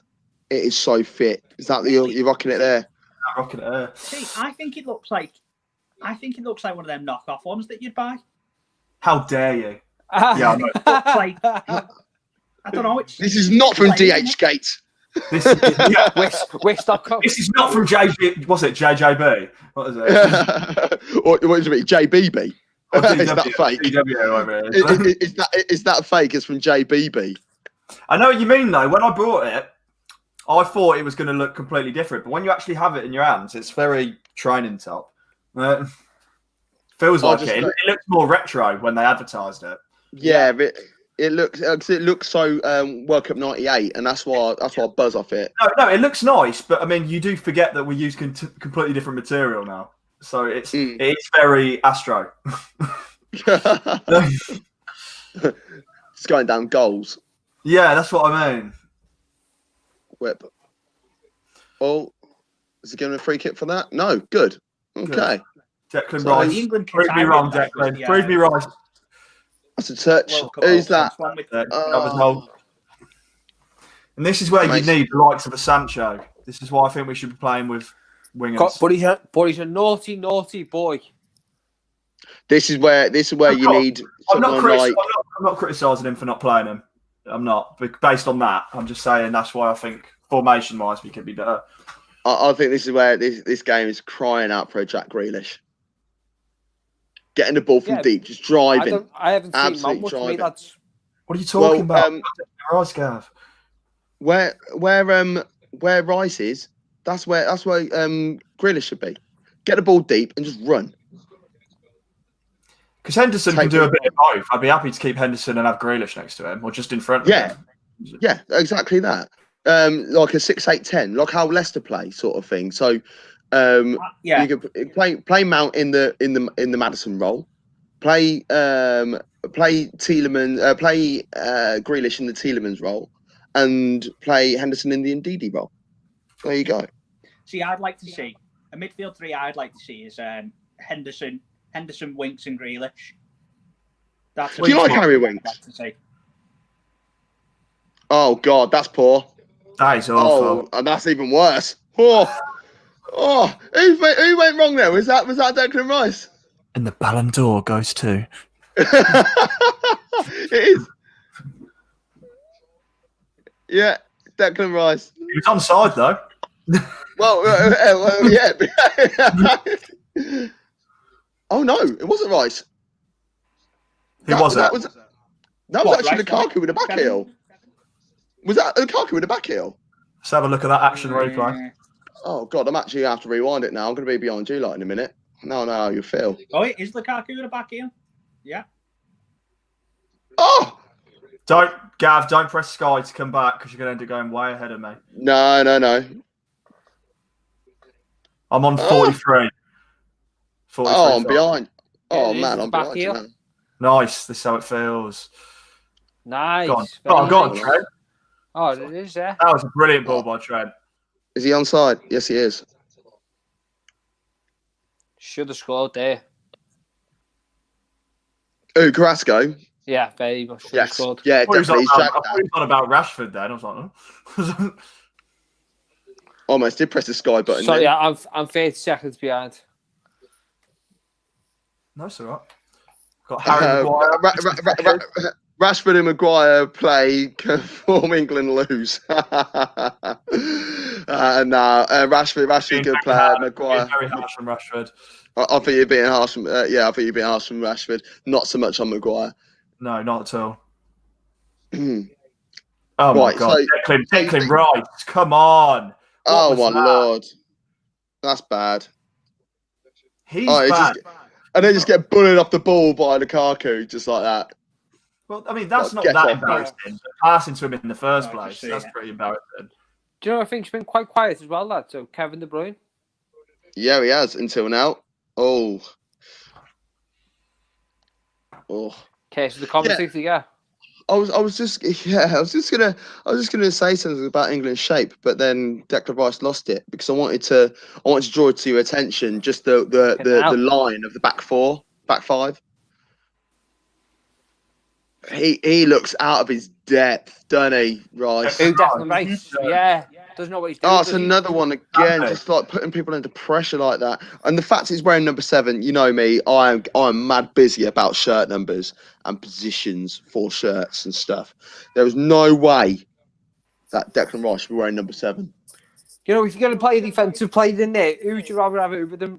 Phillips or? No, just play Henderson there. Just play Henderson there. No, but Gareth's not going for that. No, that's what we would do. But Gareth's put a defensive midfielder in there for a reason. Who would you put in there? Except for him, you got Henderson. I'm saying he's going for defensive. So who else would you have in there? But if you're playing a back three, your deepest midfielder shouldn't necessarily be defensive. So in that case, I'd go for that's what maybe we're saying. Yeah, but that's what we're saying. Though we're saying we wouldn't do that. But what I'm saying is, he's playing too defensive for a reason. He's on his own. I'm just saying, who else would you have? He's completely on his own. England have played much better since the goal, bar the odd mistake from Declan Rice. I would have him on my own as well, but I'm just saying that who else would you have? Because he's with Henderson. Yeah, but Dill. This is where he's getting it so wrong. This is where he's tactically not right because you can't play. So we can't answer your question because it's like older than me. You can't play 3 defenders, actual defenders, and then play 2 defensive midfielders, then 2 wing backs. I'm completely agreeing. But all I'm saying is because we're all slagging Rice off. Yeah, all I'm saying is. Who else would you put? Who would you have in that position? Henderson. I'll just put Henderson there. So what? You go 10 men down? No,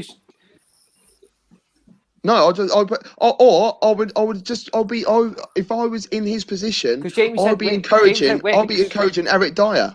I'd be encouraging Eric Dyer to move forwards. Yeah. That's all that did, and then put Cody in the back. That's all. No, because I wouldn't play him. I wouldn't play him in that position.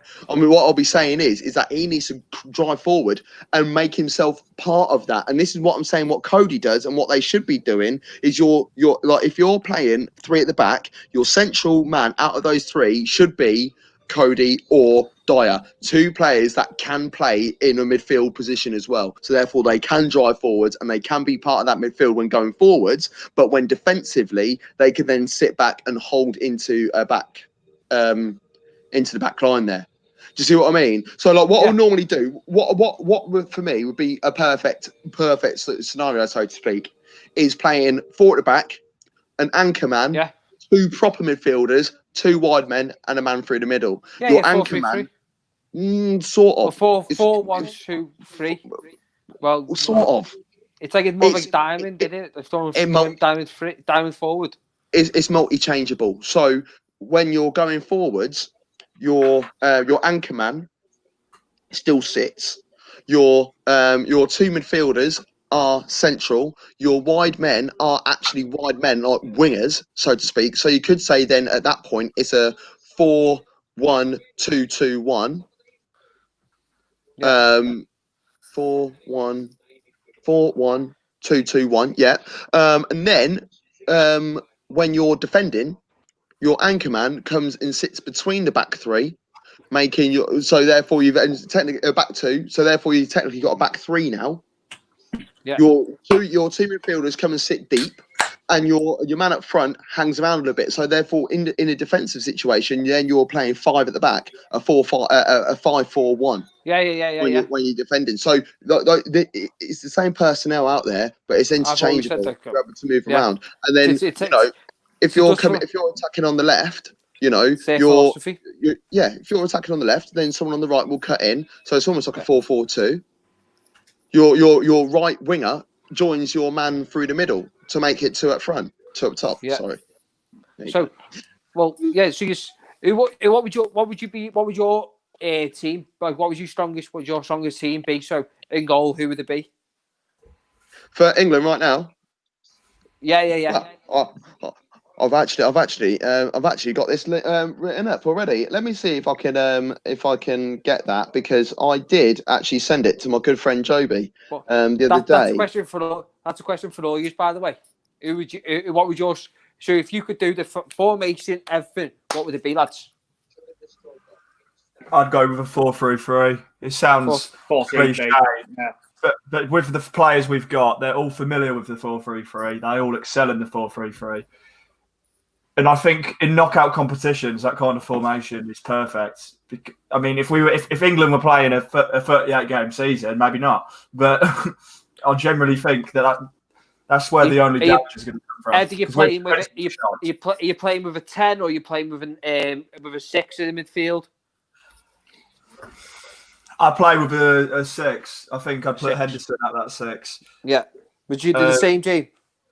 Yeah, like I said my midfield before. I think a great midfield would be Henderson, Winks, and Grealish. Yeah, that'd be a really nice midfield to look at and watch. I'd have Stuart Downing on the left. If Ross Barkley starts having a good season for them, that's the thing. Yeah, he could do, couldn't he? He could force his way back in. Yeah. Plus, he hopefully would have formed a connection with Jack Grealish. They'd know how they'd play. Yeah. Well, he's been set up with Henderson for a while. I don't know if anyone ever seen the video of where Ross turned up to Aston Villa and Grealish sees him. Grealish straight away gives him a hug, and he's like, I did see that. I made up. It's as if he can say, "Listen, there's someone who's on my level who's at this football club now. Let's set it up." You know what I mean? No, I think they're better this season. Mm-hmm.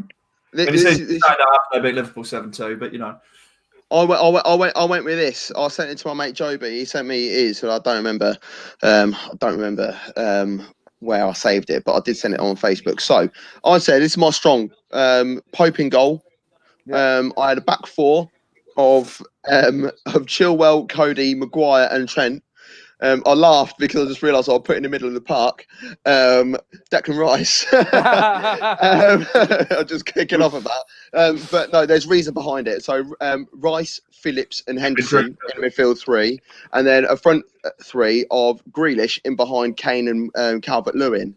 And I went with Phillips, Rice and Henderson because none of them have any form of skill whatsoever.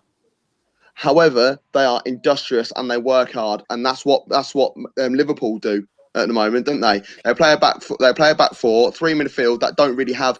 Let's not talk about Thiago because he's only just turned up at your door. Where's Raheem and Sancho though? In that formation, they don't fit. What formation did you go with? 4-3-3. You went with 4-3-3. You didn't select Sancho or Sterling. But he's gone with two up top and one behind. A 4-3-3 isn't always wingers. It isn't always wingers. Of course. It's like a 4-4-2. It's like it seems to me like a 4-4-2, but with like it's a diamond midfield. It's a diamond. Diamond midfield. Yeah. Yeah. All right. But yeah, but Rice, Lewin and Kane. No, you've got to pick one or the other there. Yeah. Right.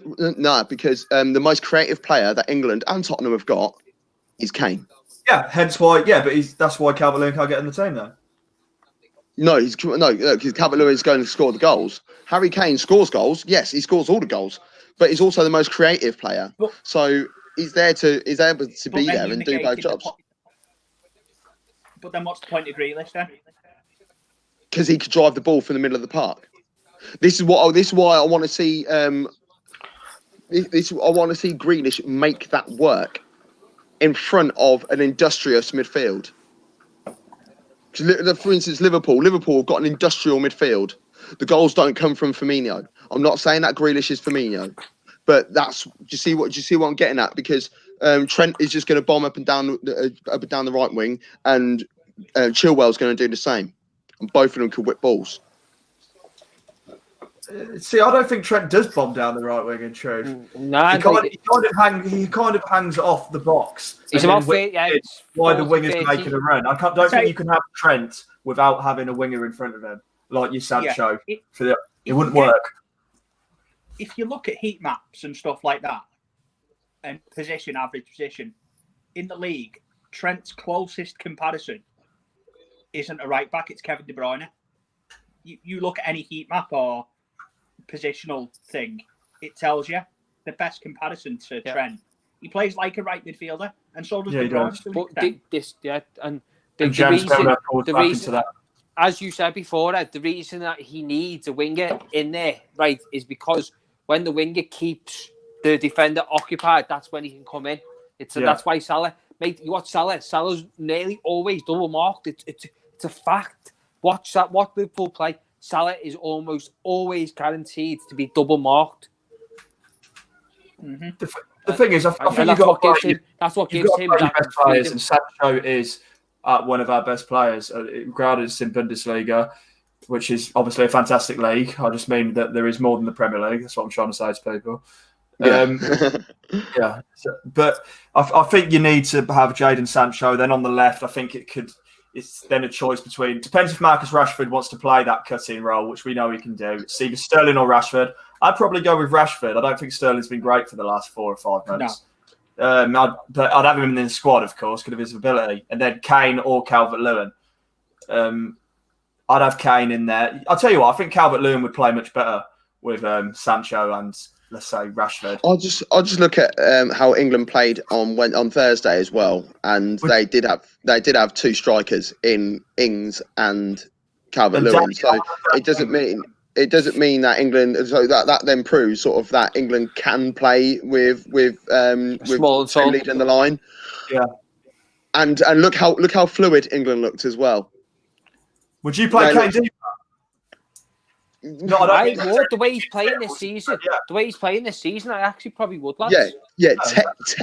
Technically, he would be deeper, but he could fit in your philosophy there, Gav, in my eyes, in that 10 where Grealish is, and putting Grealish in where like Rice is in that defensive, and then putting Henderson in. So then play that would be a 4-2-3-1 because then you would have Kane in behind Grealish, and then having 2 wide men. No, I'd have Grealish and Henderson. And Phillips in that midfield with Kane in the 10. And you could squeeze the old Sancho and Sterling in. Because I think with what Kane's been creating, you need overlapping players. Son's been brilliant at that overlapping run of late. And that's where Kane's been finding him. I don't know if I'd want Jack Grealish playing any form of false attacker, but I definitely have him in my team. Do you know what I think gets overlooked as well, lads? Right. He came 4th with the most completed passes in the Premier League last season. Lewis Dunk. I'll see that. I'll see it. No, we talked about ball players before, yeah. Mate, he's class. At the ball playing, he's class. Not defensively, he's not the best, but I like it. I like him. I think he gets overlooked a lot. I think once again, it's a club mentality, isn't it? It's like, oh well, you don't play for X club, so therefore you get in. And we could talk about the Villa situation. Well, who's the gaffer and who did he play for once upon a time? Aston Villa, innit? Right, I'm going to run for a toilet break. I'll leave you boys to it for a sec. What would you boys say? What's your verdict on that first half of football? Wasn't. It was more entertaining than what I thought. Great, was it? No, it wasn't. It wasn't the best, but it was more entertaining than what I thought. Do you believe only the 10 minutes you can see who the better team is when we got a penalty? Do you think Belgium will just come back together and continue to dominate the game? Yeah. There you go. It says it all. The fact of the matter is, it just looks like we're waiting for the other team to make a mistake, and when we capitalise on it, that is not championship winning football. No, we don't get me wrong. We know that defensively that they're terrible, yeah, and that we can easily get in there, and that's why we've still got our hopes. But if they come out now in that midfield, they continue this tempo. Depends on if we make a sub though. We haven't seen what's happening. We could easily make a sub and things should change, lads. If I was you, it would you take off if you were to make a sub though, lads? If it was me, I'd be taking Rice off straight away. Yeah, Declan Rice needs to come off. Yeah. The problem is you take him off, and I don't see much change. I mean, yeah, I would like to see Grealish, but I think the formation will only have Grealish playing so well. Because he played in the midweek, he had the strikers sitting much deeper. I mean, he had Danny Ings playing in behind Calvert-Lewin. Mm-hmm. He's got Calvert-Lewin in a joint 2 on this one. He wouldn't be able to pull off the same. He got man of the match last game, didn't he? No, I think he should be playing. I think it's more a case of he already had his team selected before the Wales game. He'll take it into consideration, and perhaps you'll see him in the next Nations League game. I think he's taking in fitness. Who is next Nations League game, lads? You know. I know we had. We've got to play Iceland at home. We have to play Denmark away, I believe. There's a game on Wednesday, isn't there? Have England got Wednesday? Nations League. Yeah, we got 3 games, haven't we? I thought we only had the 2. Shows how much I've shown an interest. Yeah, I'm sure we had 3. I'll have a look now, lads. Just loading it up. You expect it to be? It could be a second game against Belgium, but I don't think so.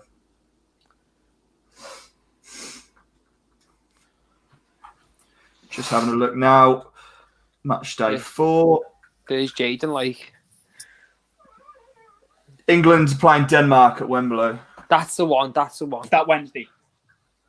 That is on Wednesday the 14th. 7:45 kickoff. Another dead game. I tell you what, though, if England get a result here tonight and do the business against Denmark, you'd back them as favourites to obviously because only one can get promoted, can't they, from this Nations League tournament? Two will stay up, one will get relegated. It confuses me, lads. It really does confuse me. Why? Like, I just don't get it.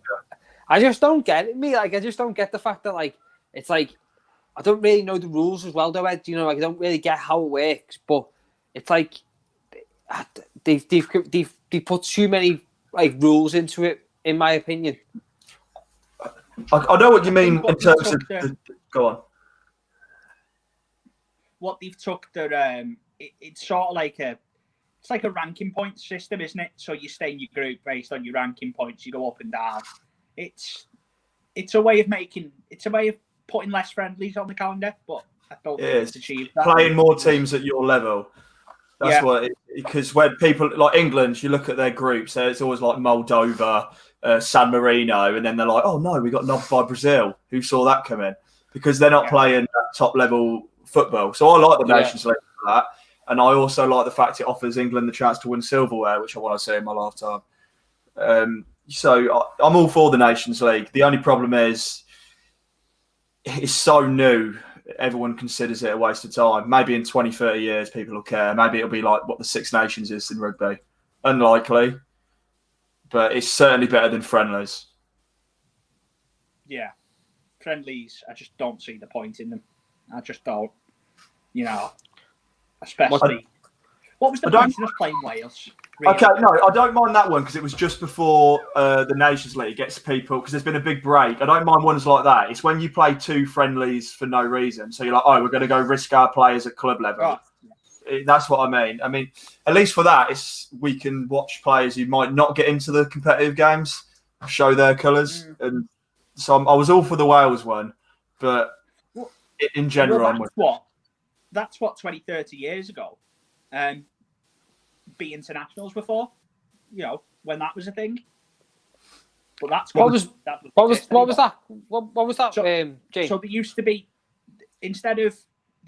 B internationals. Okay. So like there was like a second tier of England. Oh team. yeah, I think I remember that. Yeah. this was like the early 90s, late 80s. There was like B teams, and England So like the would play under-21 like and England the B. 23. I mean, there still is now. That's why. Again, I don't know if you've ever heard of it. You know, like the non-league clubs. Gav will know about it.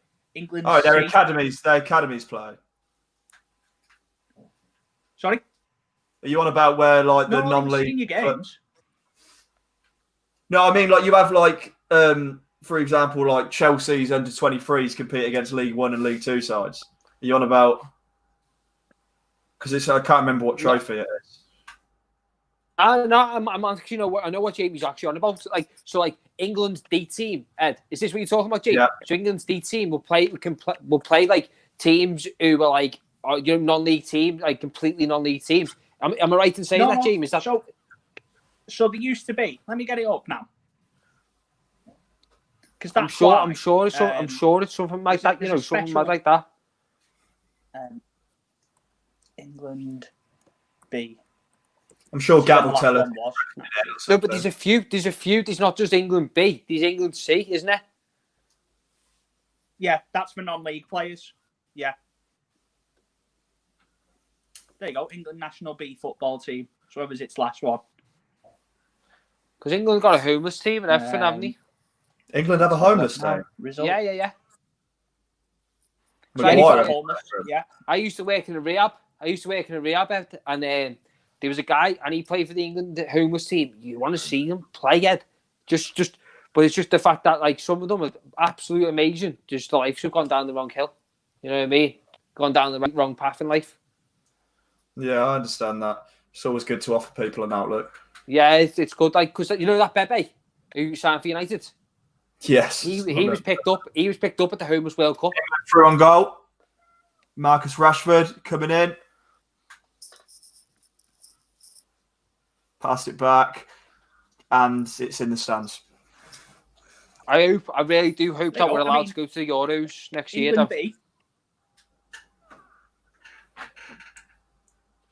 Because the idea, have you seen what's going to happen with the Euros next year, Ed?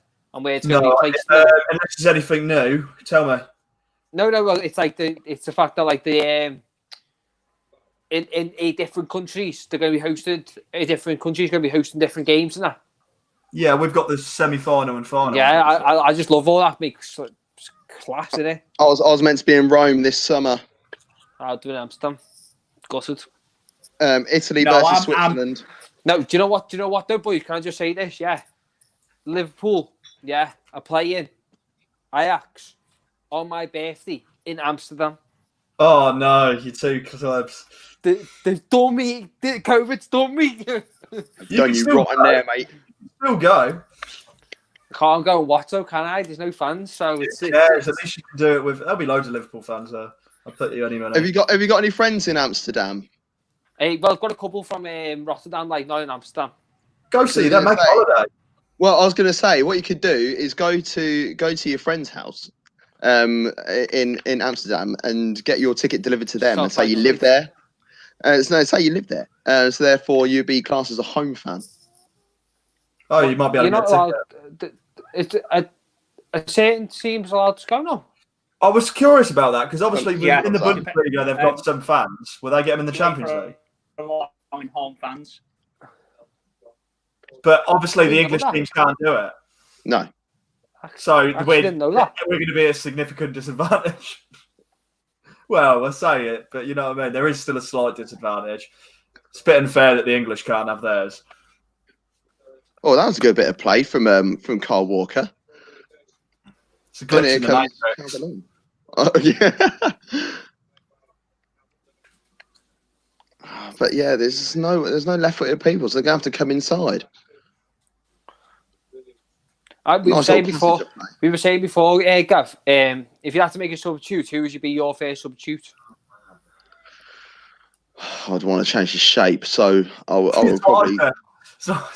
Yeah, I'd want to change shape. So yeah, I'll get Grealish on, and I would probably take Rice off, and then put Dyer in Rice's position.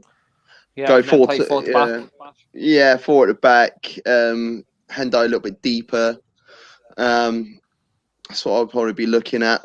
But it's difficult. Or I'll probably take. You could even put Jack on the wing there as well, couldn't you? Yeah, he's got option. He can play anywhere in midfield or in the position in behind the striker. Really He's just so versatile. I've always loved Jack Grealish. He's just an arsehole. That's why I love him. I used to proper hate him. Really did. He left Ireland, didn't he? Oh, I see what you mean. Yeah, it's the Irish connection. I'm Rice, the little rat. Yeah. Oh dear, not working well for you.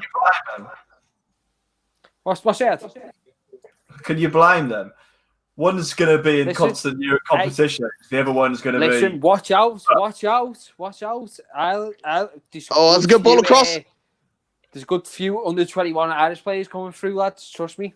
Oh, Ireland now. They're going to be English players soon. Yeah, they will be. People said that about Declan Rice and Jack Grealish, and who they're playing for now. Do you know what? When we had the chance to get that Leon Bailey, I think we should have got him. No, he's not going anywhere. He's staying with my boys. Freaking reggae boys, mate. He is now. I'm not having it. He's not allowed to go anywhere. It was his brother. If it wasn't for his brother, basically begging him for it. There was a few teams he could have played for. Where ended up, Gav? Yeah, if he stayed in Belgium for a little bit, for another season or so, he could have qualified for Belgium as well, or something, apparently. Good head, that. Oh, that's a decent cross, that. Decent cross. Where are you at, Gav? Are you back ahead of everyone? I'm 53. I'm 52, 53. I'm 53-24. So you're 10 seconds ahead of me. How'd that work out? Because I'll pause, I'll rewound it a bit, and then you were ahead of me, and I got upset. So I almost pressed the sky button. I'm sort of happy that Dominic Cameron is playing, because then he gets tired for when he plays against us. Well, there's another game. There's another game on Wednesday, isn't there? Yeah, hopefully he gets injured. Yeah, hopefully Hendo does as well. Oh, don't say that. He's due one. The thing, do you remember that though, Gavin, Ed and Jamie? Like Henderson, for years was just, he was always getting that ACL injury where he can never fully get a full season. And for the past 3 seasons, he hasn't stopped, has he? You know what I mean? He's done really. It was his ankle. It was his ankle that gave him grief. I always say. Who always played with pain? Who? Who was the player who? I can't remember what the injury was, but they're constantly playing with pain. Leslie King. Is it him? Was it him? Yeah, Leslie King has played injuries his whole life. He was and do you know what? I actually think if he wouldn't have had injuries, he could have been better than all of them. Spit like that. Would have been better than Campbell. It's another corner. But that's what they all said, though, didn't they? They said like he's the best, but he can't run. He has to swim. You know what I mean? Like he can't train. He has to just swim to try and get anything out of him. Leslie King? Yeah, just to keep him tipping over. Leslie King can train. He couldn't train. Like it was the thing is, they knew he was the best centre half in the team. But they said to him, listen, like you can't run, because if you run, your knees aren't going to work anymore. So just swim. Keep yourself ticking over. Keep yourself. He didn't fit. have any cartilage, did he? Keep yourself fit. That's all it was. So he couldn't run because he couldn't pound. Like he couldn't. And at the end of the games, he'd struggle. He'd be walking off. But there's another player. Tom Ince, he's the same. By the end of his career, his knees had gone. He couldn't walk. He lives around the corner from us, and you see him. He's walking the dog. He's like Tom Ince. Paul Ince. Paul Ince. Yeah, Paul, yeah. I was going to say. Tom grew up around the corner like he's class, Tom, mate. I think, Leslie King. He didn't have any cartilage whatsoever. Nope. In his knee. I mean, like, how did you even make it pro? But then it's just the shoulders that he had on his head. That's how good he was. So yeah. Well, my mate there, Gav, he's a goalkeeper, and he's about to have his 4th knee replacement because he's got the same 24. Jesus Christ. I know. You Big just shout out, fucking Wacko. know.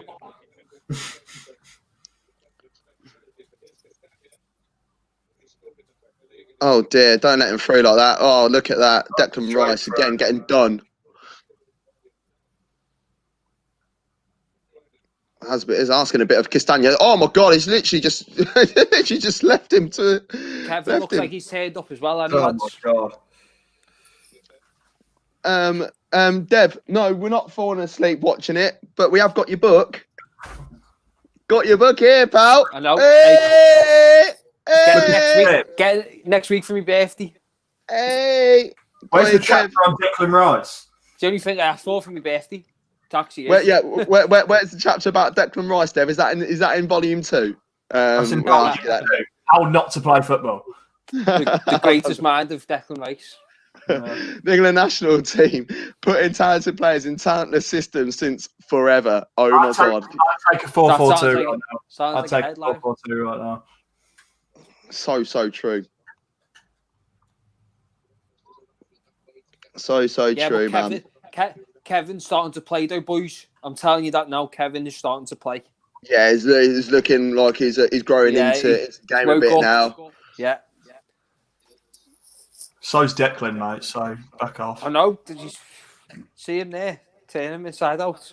Right, Oh no, yeah. oh, no, none of us did actually. Declan Rice finding his inner Beckenbauer.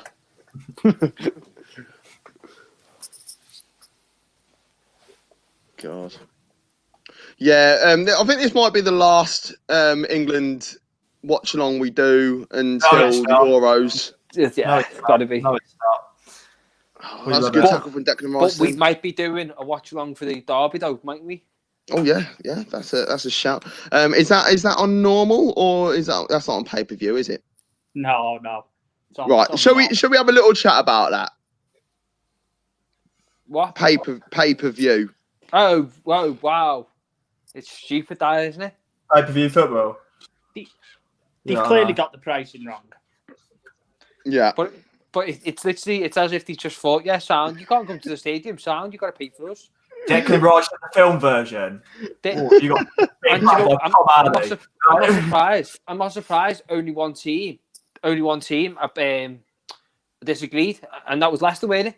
And I'm quite surprised that only one team. I'm not surprised because all these teams, like yes, and like our stadium could only hold in 40,000, but nationwide we've got sorry for swearing, we got 200,000 fans or whatever, yeah.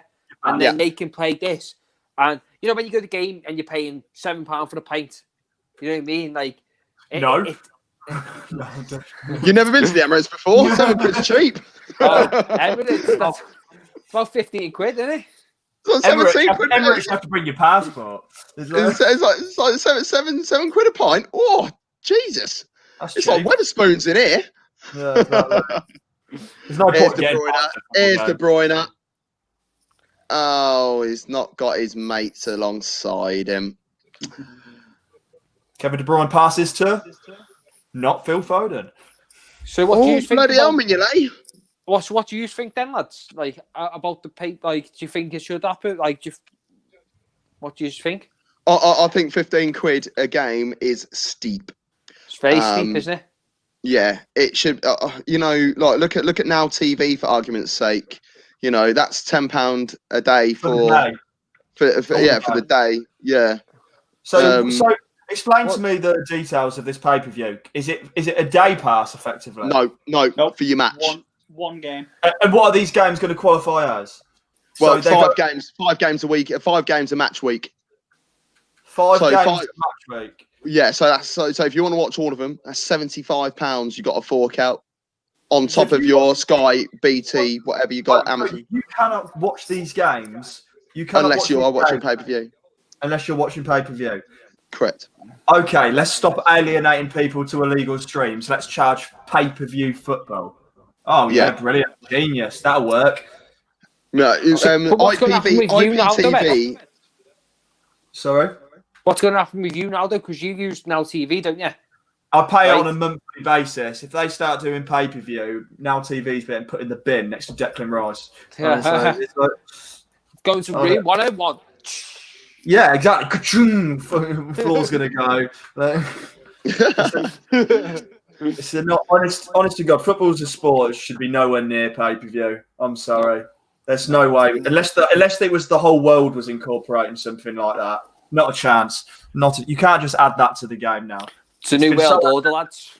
Yeah, I know, but it's been so accessible to everyone for so long, and then you make it pay-per-view. If I'm not paying £75 for 5 games and it's all 0-0. A week. A week. No way. And that is just for the consumer. That's for. Yeah. What if I ran a pub and I've got a sports package with the pub? I'm looking at between 800 quid and £2,000 a month just for Sky Sports, BT Sport. That's what it is now. You know, yeah, that's how much it is. It depends what package you've got. It depends what deal you've got. You're paying between £800 and £2,000 a month. And how many what? Sorry, Jay. How many windows? Depends on how many windows you've got in a pub. Literally depends on that. Yeah, it really does. Yeah, and you are then having to, because it won't be 15 quid a game for pubs and bars. It'll be a hell of a lot more, you know. So, but then you need to make yourself available to have those games at hand. Otherwise, you're going to lose trade. So here comes Phil. It's because they're losing the war on piracy. They are so out of their depth. They are now charging outlandish prices for the people who probably might not be switched on enough to find it. I feel like I said work with them about the Carabao, the Carabao Cup doing a finger wanty, where you pay £10 to go to watch their stream. I don't know whether it's the Carabao I haven't Cup. seen Yeah. that. Yeah, Interesting. you can pay. You can go on the Carabao Cup website and pay £10 to watch the game. I don't know don't think anyone wants to watch any Carabao Cup football until it gets to the final. But, I know, but that's what I'm saying. I don't know whether they're trying to do something like that. Dev, I agree with you there. That is outlandish. It's so true. Let's stick it up there. So I can't lie. I think PPV pay-per-view is a disgusting idea. These games won't even be a full program feature with punditry. I'd rather spend 15 quid to help my non-league club rather than feed their greedy pockets. Damn right. And you know, it's just it's 2-1 England. Right, let's have a look. That could be Mason Mount, own goal. Fantastic. Major deflection. So, gun squad, it's now 2-1 England. I told you, I never Gareth knows what he's doing. Yeah, Gareth Southgate is the best manager. Ballon d'Or, question mark? No question mark. Exclamation mark, mate. Is a shoe-in. Right. You know what? But Dev, if there's VAR on this, I reckon be done. VAR. Mason Mount does everything right. Very fortunate. Simon Mignolet, nothing he can do. I think Trippier was offside when that crossed, but who cares? There's no VAR, so don't worry. Oh, who was Soul Toby. Oh, out of Iworld. Sorry, not sorry. We'll be very fortunate. But what played because a penalty and a deflection. No. The penalty was so dispatched. It was a lovely, beautifully dispatched goal from 12 yards, and you know, a shot on the edge of the box. You know, there you go. Right, 2 subs. Here we go. Henderson off. Calvin Phillips on, and Dominic Calvert-Lewin is come off, and Harry Kane has replaced him. But Dev, what Dev was saying before, just before the goal, Gav, he's completely right there, mate. And I think we should all be doing it as well. We should all be helping out our lower league teams. I love non-league football. That's the sort of level that I came through when I was refereeing and stuff. Yeah, you know, got to conference North and South level. Yeah, man. I was doing like When did you up to step 3. I finished in 2018. Have you never heard him mention it? No, I never. I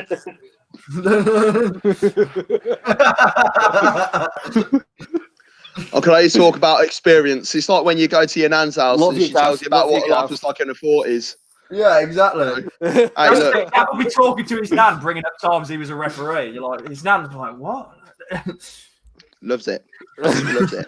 But that's that sort of level. And even when I didn't have a game, I would make sure my weekends were filled with football, going to watch local football. I'd do that more than go watch a Premier League game or anything like that.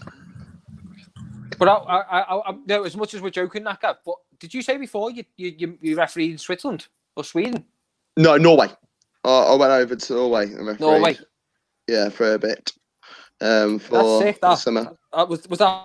That was for the Norway Cup. It was like an international tournament for 11 to 19-year-olds. And it was like teams of, you had like some like local teams take a team over, but then you'd also have like, PSG take like their under-18s over and things like that. It's pretty cool, man. It's pretty cool, but it's bloody expensive over there. Bloody expensive. You're looking at. We moan about I moan about going to the Emirates and paying £7 for a pint. Well, times that by nearly 3, and that's a standard pint. You're looking at anywhere between about 18 and £25 for a beer. You can see why the Vikings were so keen to conquer England. Yeah, exactly. Get me into the spoons. Yeah, get me into spoons. It's outlandish prices. Christ. Yeah, so very expensive, but it's lovely. Beautiful country though. Yeah, it's lovely. It's gorgeous. I love Scandinavia. So England beating Belgium 2-1. How? I don't know, but we'll take it. That's all we can do. We just take it. Snatch and grab. This put us level on points with. No, this put us above Belgium by 1 point. Yeah, 7 points. Top 6. Point. And then we've got Denmark on Wednesday. But this is the point. A lot of people, especially in this chat, have criticised Gareth Southgate. I have as well for his formation, but he can now go. I've been in 2. Let's say we got through to the knockout stages again of the Nations League. His success rate. He got to semi-finals. Yeah, twice. Like three tournaments technically. Exactly. It'd be 2 Nations League and the World Cup. And that's not to be sniffed at, really, is it? It's not. It's the best any England manager's done since we won the World Cup. Well, in terms of record, it would arguably it'd be better, wouldn't it? Because it's like, England. Where do they go in World Cup? 62? I know what you mean. No, where were they in World Cup 62? Nowhere. Euro 64. I don't think they even competed. World Cup 66 won it. Euro 68. Don't know if they competed. World Cup 70 quarterfinals. It's arguably a more successful time for the level of consistency. But as I said, I've not been on this earth too long in the grand scheme of football. But Gareth Southgate has achieved far more than any other England manager in my lifetime. So I'm very hesitant to get the pitchforks out every time I don't agree with 1 or 2 decisions.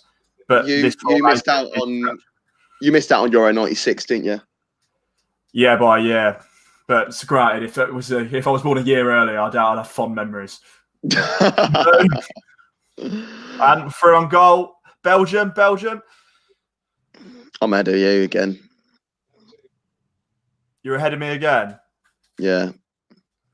You think you're hot shit? Yeah, I do, yeah. It's on the halfway line now. The Red Boys are just knocking it about and that.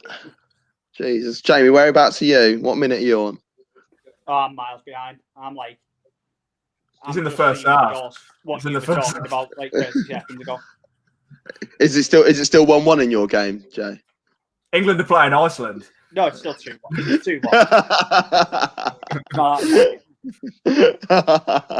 2-1. Oh God.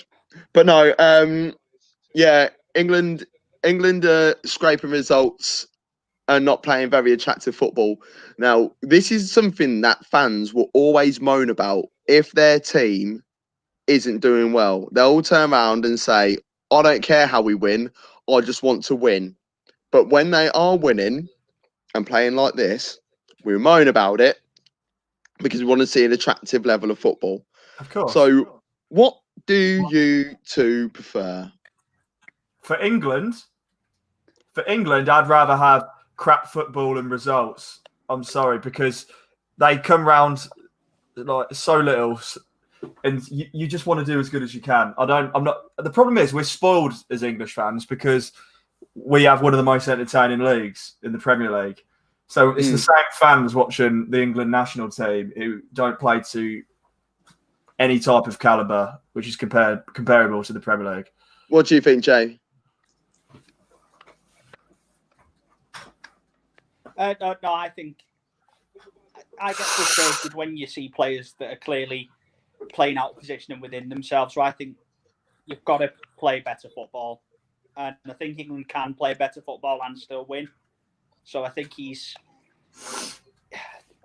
I'd rather watch attractive football with this group of players. They can. Yeah, definitely. So they should.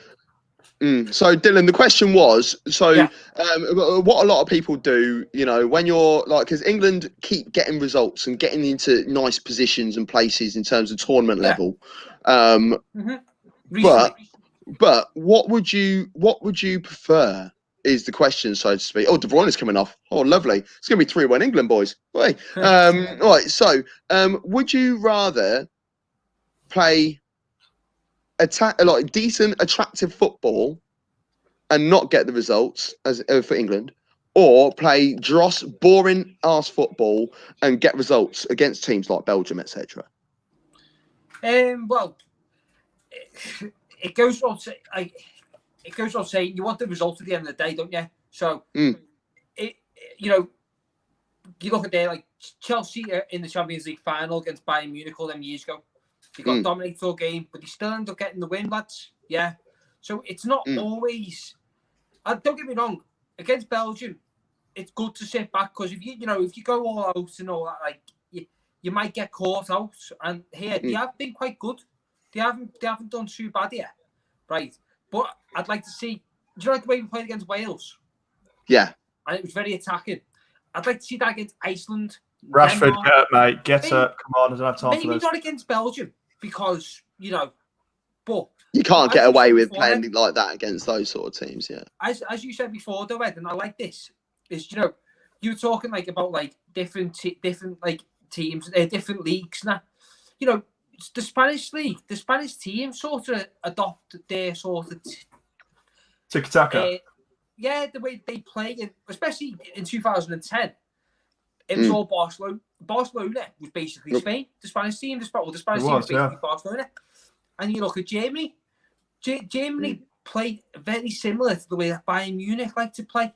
And it's how I think England should start looking at that and thinking. But Southgate's trying to do that. He says there's only one way of playing football, and he's got our under-21s, our under-23s, our academy teams playing the same football the first team's playing, which I'm all for. But the problem is no one in the league is playing it. No one in the Premier League's playing it. There was a time when... What's going to happen when he leaves is it's going to be a whole... It's changed. Whole youth, it's going to be a whole new philosophy. There was a time when I think England missed a massive trick, and I think it was around what a great ball over the top. Yeah, fantastic to Lukaku. I think he might have messed this up though. Yeah, he's ruined it there. Okay, what a ball that was! Rashford looks short, mate. I think it was around sort of like 15, between 15 and 17. There was a lot of English and England starting players for go on Travis unlucky. Sorry, I've got the NFL on a little screen. My boys are playing. So Spurs and Liverpool there was a lot of dominant English players in both those teams. So why didn't England look at adopting a similar style to Liverpool and Spurs at the time? Yeah. You've got to adopt and adapt to the skill set. And just like you said, Dylan, you had Barcelona and Real Madrid dominating that Spanish side between 08. The early 2010s, yeah, between 08 and 2012 sort of time. 2006, Gav. Yeah. I'm going to do a piece about this. I'm going to go proper into depth. I'm going to write the proper script. But in 2006, who won the World Cup?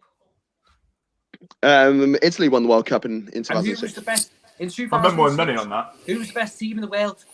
France. AC Milan.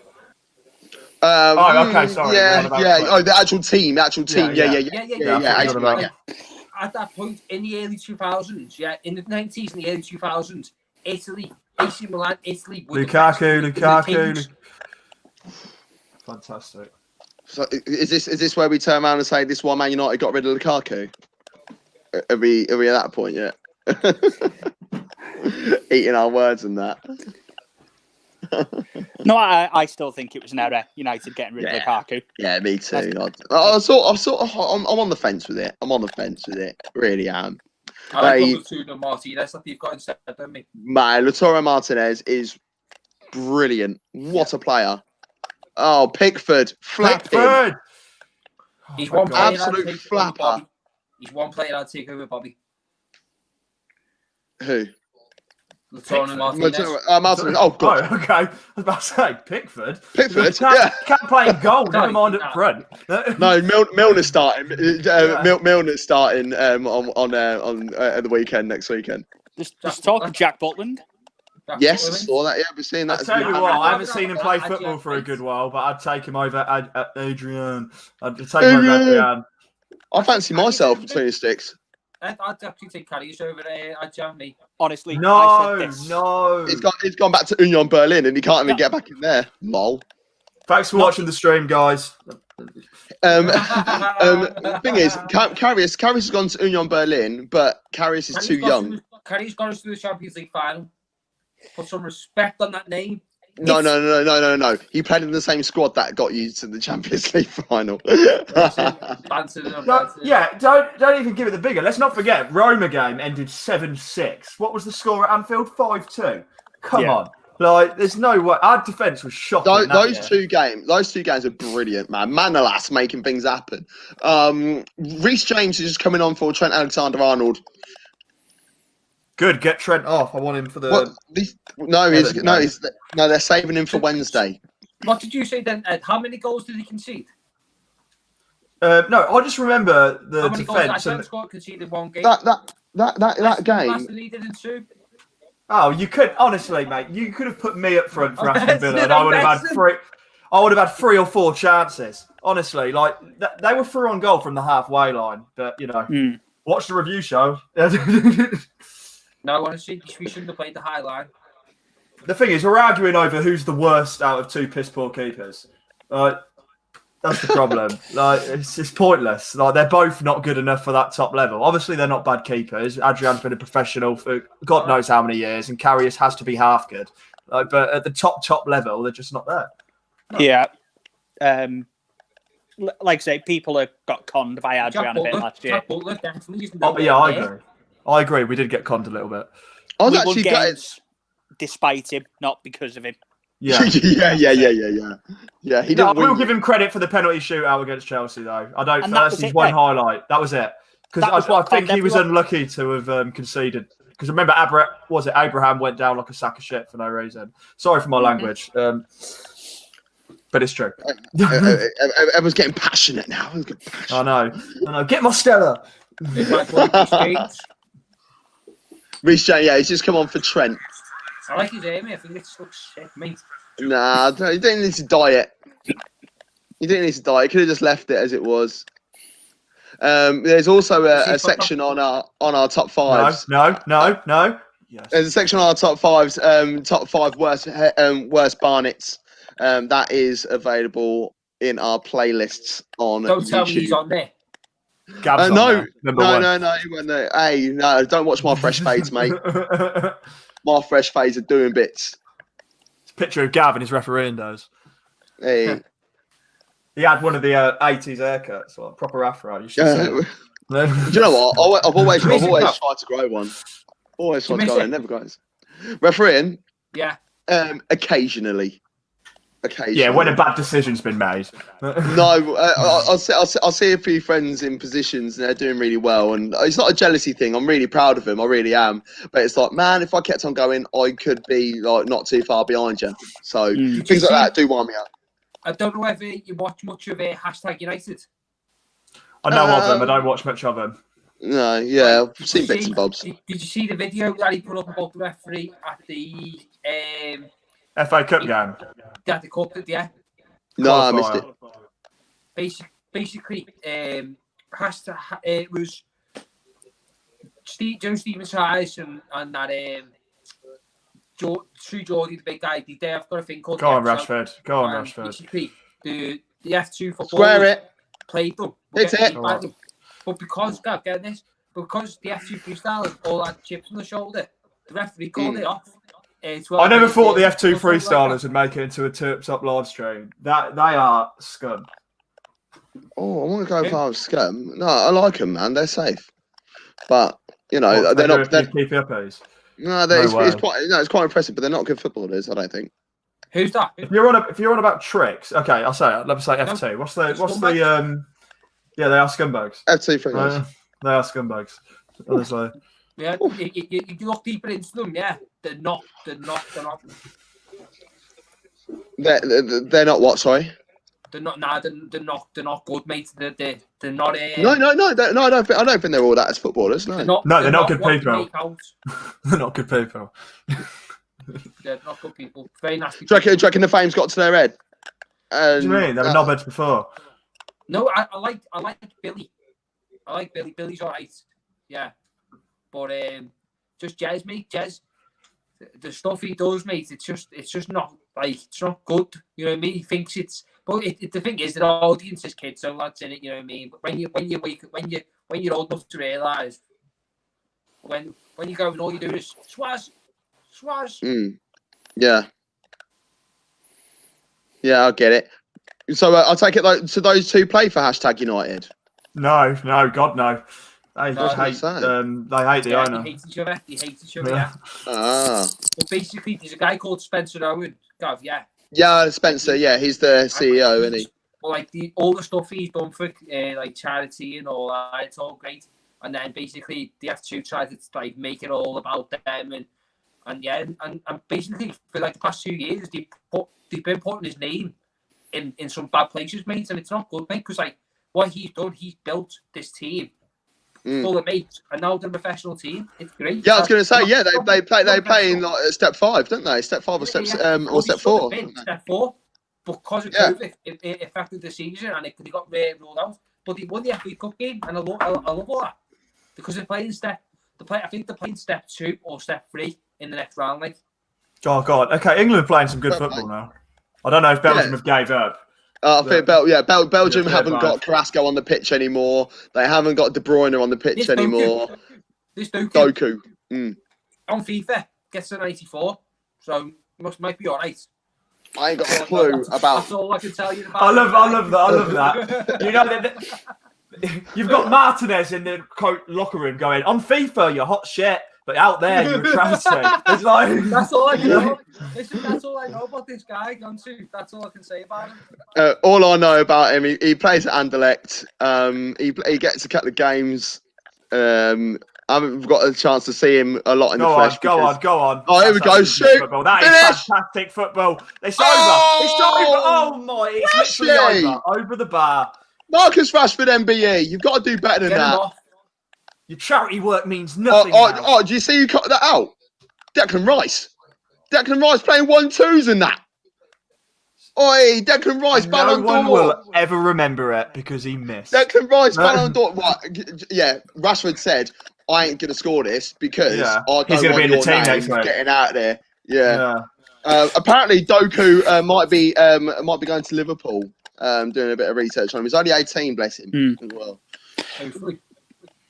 I might be going Liverpool. See, I think this is one of Rashford's biggest problems. He tries to hit the ball too hard. Yes. Yeah. Everything's a knuckleball, isn't it? Why is he putting his laces through that from there? Just curl it. That's Thierry Henry. Just caresses that inside the foot. Yeah, let it go, guys. Let it go. No, do you know what? Even Martial would do that. Martial just literally inside the foot, just curl it round the keeper. Or it's Mignolet in goal. Just hit it at him.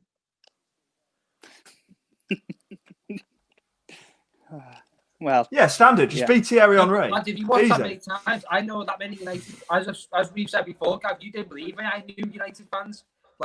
I knew that many United fans would say, as soon as he gets that ball about 30 yards out or 25 yards out, they're like, don't shoot, Snaps don't it. shoot. That's all he does. He just shoots. He likes to shoot. Oh, Witsel should have I done that. actually don't rate it. Oh, no. I'm going to put him in the same category as Dele Alli. Due to the fact that Dele Alli, when he first came through, was fantastic, but now he's still at that. Dele Alli's still that good 18-year-old in my eyes. Harry Kane was so smart to go down then. So smart. Yeah, this is what I'm saying about poor defending and poor awareness and things like that with Boyata. He doesn't understand. Of course he was going to go down there. Yeah, use your brain, man. Didn't he used to play for Celtic? Is that the same Boyata? Yeah, and Man City. He had Man City as well. Who can forget that? Here comes Jadon Sancho. That's exactly what we need. Sancho. 4 minutes to go. I thought his name was Big Pace. Daniel Bodega. John Benega. John Bodega, even. Daniel Bodega. Come on, like that. That's how many films I watch. All I do is watch sport. Oh, dear. All right, well, England look like they might actually be able to get away with this, you know. Is that Doku? Whoa, that Doku's looking good, isn't he? Oh, bloody hell, what minute are you on? You know about the little skill set that he did? Yeah, that little flip back done. Belgium he playing did. Iceland. He's even further back than me, yeah. Yeah, I know. Are you lot taking a mick out of me? Oh, he's so As far in, I just said them still in the Iceland game, mate. It's so far back in Iceland, it's still called B-Jam. I'm still worshipping Odin. I'm definitely showing my age there, ain't I? No. Do you know what we went to Iceland, Gav? Yeah. Don't be so hard on yourself, Gav. You're 40 at least. We went to go see the Northern Lights, and our coach broke down. You're what? Very down, say again. Right. I went to Iceland to go and see the Northern Lights, Gav. Yeah. Right. Yeah. And our coach broke down for 3.5 hours, -20. Screw that, man. Wasn't Should good. have walked. Should have walked. Keep warm, son. Yeah, exactly. Oh, Once God. again, an England game, and we're talking about holidays. Yeah, Right. it's what England do. I don't think we've ever done. We haven't like diverted away from football so much. Okay, out of all our apart from England watch-alongs, games. where do they rank? Because I think the worst one has to be the Iceland game. I think the second worst one might be the West Ham Arsenal game. That was bad. I tell you what, I had more fun with the Iceland one though, because there was more of us. It was just me and you, Gav, for that one, and we were talking about Barcelona, and I was getting really passionate. Yeah. about what's his name, Bellerin, being the saving grace. The missing piece to the jigsaw. Oh, Oh, God. Gav, I like your cup.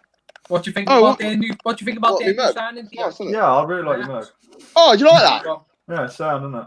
I like the boy. I like that two up top. I The know. two up top at the moment have got two. What, two this up two top. up top? What, that two up top. What, this We two need up to top? We need to get you some mugs, man. The rest of my merch is knocking around the house, so. You got more so you I'm keeping from us? I'm representing FFS Lido. So if you like your grime and your UK stuff, she is absolute diamond, man. Honestly, check out her stuff. Follow her on social media at FFSY though. Good stuff, man. Very good stuff. Sounds like something like Dragon Ball Z. I was gonna say, it sounds like proper like anime. No, Hadouken. you killed my uncle. No. Now we're on about anime. Honestly, England just do this to you. Yeah, thanks England for ruining our lives by making us talk about other The thing things. is with England, people just talk about past competitions, don't they? They don't talk about what's currently happening. They're like, 96. Oh. Yeah, exactly. Oh, 98, 3 Lions. Didn't win your 96, did we? So don't you know why everyone talks about it? Because it was a home, and it had been 30 years since we last won. Mm-hmm. And, to be honest, I was only 8 turning 9.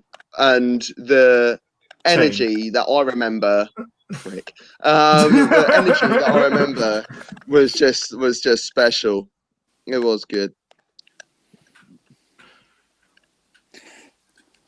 No, I missed it, unfortunately. I've had some poor ones, man. South Africa, Brazil. Oh god, that was awful. Yeah. I wonder how many World Cups I've had. Because which one was Italy and France? That was the 06. 06, yeah, because I remember my mum won money on Italy, bless her. She did one of the company sweepstakes. Yeah. Say, Dill. We might be doing a top 5 of Champions League finals. Oh yeah, I won't be knocking about for that one. That'll be you lot. That'll be the man dem. Gav's being selfish. Gav's being selfish. Very selfish. Gav. I put me Isofix in the car today. So, you know, proper like DIY man now. You know, paying someone to do stuff doesn't make you a DIY. do you know what I did the other day? The other day, the missus was like, "I want to put all these pictures up and stuff," and I was like, "Oh, I can't bother, man. It's a lot of effort." So she ended up going around like measuring things up, and I stood there. I picked up the hammer, put one in the wall, and I was like, "Yes, mate, builder." Who puts pictures up with nails anymore? No, it's all We them. do. Have you seen them like double stick things? We do. They ruin your walls, man. They ruin your walls. Those things. Nah. If you want to move it, nah, man, I ain't doing that. No, cut nails out. Come on, bro. What in holes? Like, Oh yeah, they ruined my walls. Let me just spear the wall. let me just No, because no. Let me just take my samurai sword. Not nail in a coffin. It's just like a little. It's almost like a little tack, isn't it? You know, they're mad thin. They're like pencil lead. Not even that. Not even that thick. I'm showing age again, ain't I? Pencil lead. Does anyone know what a pencil is? Not even lead. It's copper. There you go. They were lead back in my All right, day. come on, let's get a third goal here, lads. Come on. Before I convert my kitchen or do an extension. I'll come round with hard hat. You know, proper project manager. You don't have a hard hat. No, I don't. Exactly. What even is it? I did actually have one. I did actually have one for a bit. I've got toe detectors and I've got high vis. What do you call them? You mean steel toe cap? Nah, don't need toe detectors. Steel toe caps. Steel toe cap, man. Steel toe cap. Toe detector. Toe detector. I'm right. Toe detector.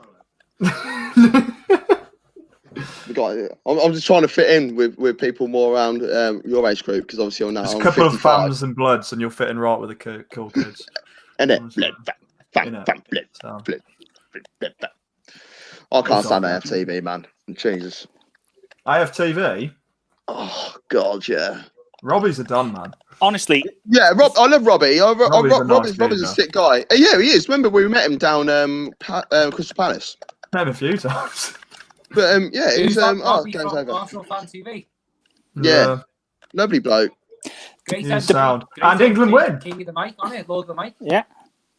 The problem with Arsenal Fan TV is it's got to the point now where, as a business, what Arsenal Fan TV is, they actually should want Arsenal to lose.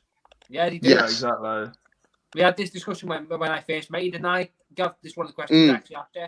I said, "What do you think of Arsenal Fan TV?" Like, I hate it. And I said, like, "But do you watch Jamie? Do you watch Redman TV?" No, I don't. It's the best one. It's the best one. No, I don't watch. I watch Anfield. Should be plugging up there. Anfield Agenda. No, plug away, man. You're a Liverpool fan, man. No, I watch the Anfield Rap. They're the best. Oh, look, they're great podcast. Now, Redmen TV, man. I think I met Paul. Was it Paul Macon or Paul Matchin? I just love Paul. I love both. Yeah, Paul. I bumped into him at Anfield, man. He's a legend. No, but I think Neil Atkinson's the most. Yeah, I know. I listen to both of them, man. They're fantastic. Yeah. They're just proper fans, knowledgeable, and I like the fact that both channels don't run to the don't start screaming the odds when something doesn't go their way. They're very realistic football fans. But the worst thing about England is we're talking about football fan channels when they've just beat Belgium 2-1. That is mad. To go top of the group. Let's break it down. So England 2, Belgium 1. Belgium took the lead with a penalty from Romelu Lukaku after a challenge by Eric Dyer. England then equalised with a penalty of their own. Was it really a challenge? Was it? And Henderson was mauled down by Mounier, dispatched beautifully by Marcus Rashford, MBE. And then England went 2-1 up with a deflected shot. I mean, a beautifully curled shot by Mason Mount after a slight deflection of Toby Alderweireld. Could have been a lot more in either way, frankly. You know, I think the scoreline is just about right. I think the last 20 minutes in particular, England they actually looked all right. It's almost like they realised what system they put out in the first place and were like, right, okay, this is how it works. It didn't click for a long time, but I think the scoreline might just be right. To be fair, England have played 3 games. They've scored 3 goals. 2 of them goals come in that game.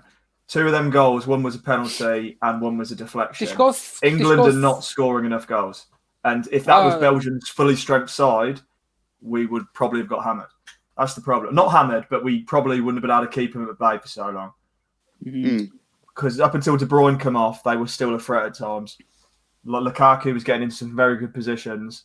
You've got to ask yourself, are we really doing enough in the game? We're the only unbeaten team in the group, though, lads. But that's it. That's what we were talking about. What are you looking for? Results or entertainment? Yeah. But you know what, though, lads? We kept Kevin very quiet. I said a few times that here comes Kevin. But, mate, it wasn't that many times that he actually got a looks very frustrated, even at City, De Bruyne. Yeah. He looks fed up. Yeah, he does, doesn't he? He does. It's like Salah. I think Salah looks a bit fed up as well. Do you, Ed? Yeah, No. I think I can fully see. I think we're trying to kid ourselves with Salah. I think he's sticking around. I can't see. No, I don't think he's going anywhere. I just think he looks fed up. He looks very frustrated. Yeah, he looks very frustrated. He looks. I think he's. Then again, that's the tenacity of against Villa. You could see against Villa, mate. He's having words with people. Like he's just like. But I don't know whether it's the fact that because Mane gives him figure. But anyway, we're on England, so. Yeah, England. Yeah, I think Declan Rice. I'm joking. I'll let it go. I'll let it go. I'm sorry. I just don't think. I think it's a serious problem when I've got players like Pickford, Declan Rice, Harry Maguire instantly walking into the starting lineup every competitive game. If there's not competition for him, we are in serious trouble. Would you start Harry? But there are. Harry Maguire. The problem is, I feel for him because I don't like Harry Maguire. I don't know. Forget the 80 million. I don't think Harry Maguire is good enough to be an international footballer. Yeah. I don't think he should be playing for a top club like Manchester United. I know they're not where they used to be, but I don't know who you'd replace Maguire with if you're playing a back 3. Like maybe I can put 2 better players alongside him. But do we really have better? Do we have good centre backs? I don't think we do. No, we've got an abundance at fullback. That's what I mean. But centre back, sorry, we're struggling. I would like to try, instead of Kyle Walker being placed in that centre off, I would have liked to have Wan-Bissaka. In my eyes, I think the way his tackling and his attacking wise, he's terrible, but defensively, he's amazing. You can't argue with it though. Like you can't argue with his stats. Are you on about playing Wan-Bissaka as a centre back? Right side of centre half in the back 3 instead of Walker. No, not instead of Walker. If you're going to play, back 3. No, Walker was good there, mate, but he's still old. He's getting older and older and older, mate. Like I'm just saying, it's a possibility. He's not going to get nowhere near right back. I'm just saying he's not going to get anywhere near right back, and that's why he's going to have to go to Congo. It's either he goes going to represent Congo, or he adopts to go to the centre back option. It's up to him. Wan-Bissaka is nowhere near good enough on the ball. He's a great one-on-one defender, but and that's sort of United's problem at the minute with him. And United, I talk to United fans who say, yeah, he can defend, but he doesn't offer us anything else. And even the most, you look at what there's a lot of United fans. I think he's better. He's as good as Trent. He's better. I want to ask that. I sort of want to not combat what Jamie is saying there, because when we looked at Wan-Bissaka, his breakthrough season, the end of, what was it, the 17-18 season? Palace. When he's at Palace. He's a right midfielder. He's a right winger. And he was asked to fill in at right back. And the season before his move to Man United, he was brilliant at right back, bombing forward, taking on players, getting crosses in. So if he's not doing that now, is that his problem or is that a Manchester United problem? I think what's happened with him is he's got his big move to United. He's now playing right back for United, and he's just focusing too much on being a defender. You know, I just don't think he's got an end delivery, mate. That's why I'm saying I'd like him to see him being there. But he did. That's the issue. He did. He had it all. No, He hasn't now. No, he hasn't anymore, has he? He looks lost. So what's happened? Is that him? Has he got Dele Alli syndrome? Has he? Is it Ole Gunnar Solskjaer's tactics? What is it with Wan-Bissaka? Where is the Wan-Bissaka that got him the move in the first place? Probably. I don't know. It's like when Zaha made the move to United. I know it's different positions, but the expectation is completely different. You know, you can bomb forward as a Crystal Palace right back, take a few players on, and then ultimately lose the ball, and no one's really going to say anything. But if he does that for United, people are going to be pointing that out. Mm-hmm. But he makes the tackle. That's the problem now. But he makes the tackle, though, lad. This is what I'm trying to say. Like, he's top for the most tackles. His defensively, he was one of the best defenders in the Premier League last season, statistically. Yeah, but you can't just make the tackle now. That's not enough. You know, you can't just... That's what I'm saying. I don't want him to be playing on the right wing. I'm saying, right, how old's Kyle Walker? Is he 30? Yeah, 29. 30, 31. 29, right, so he's 30 very soon. Right.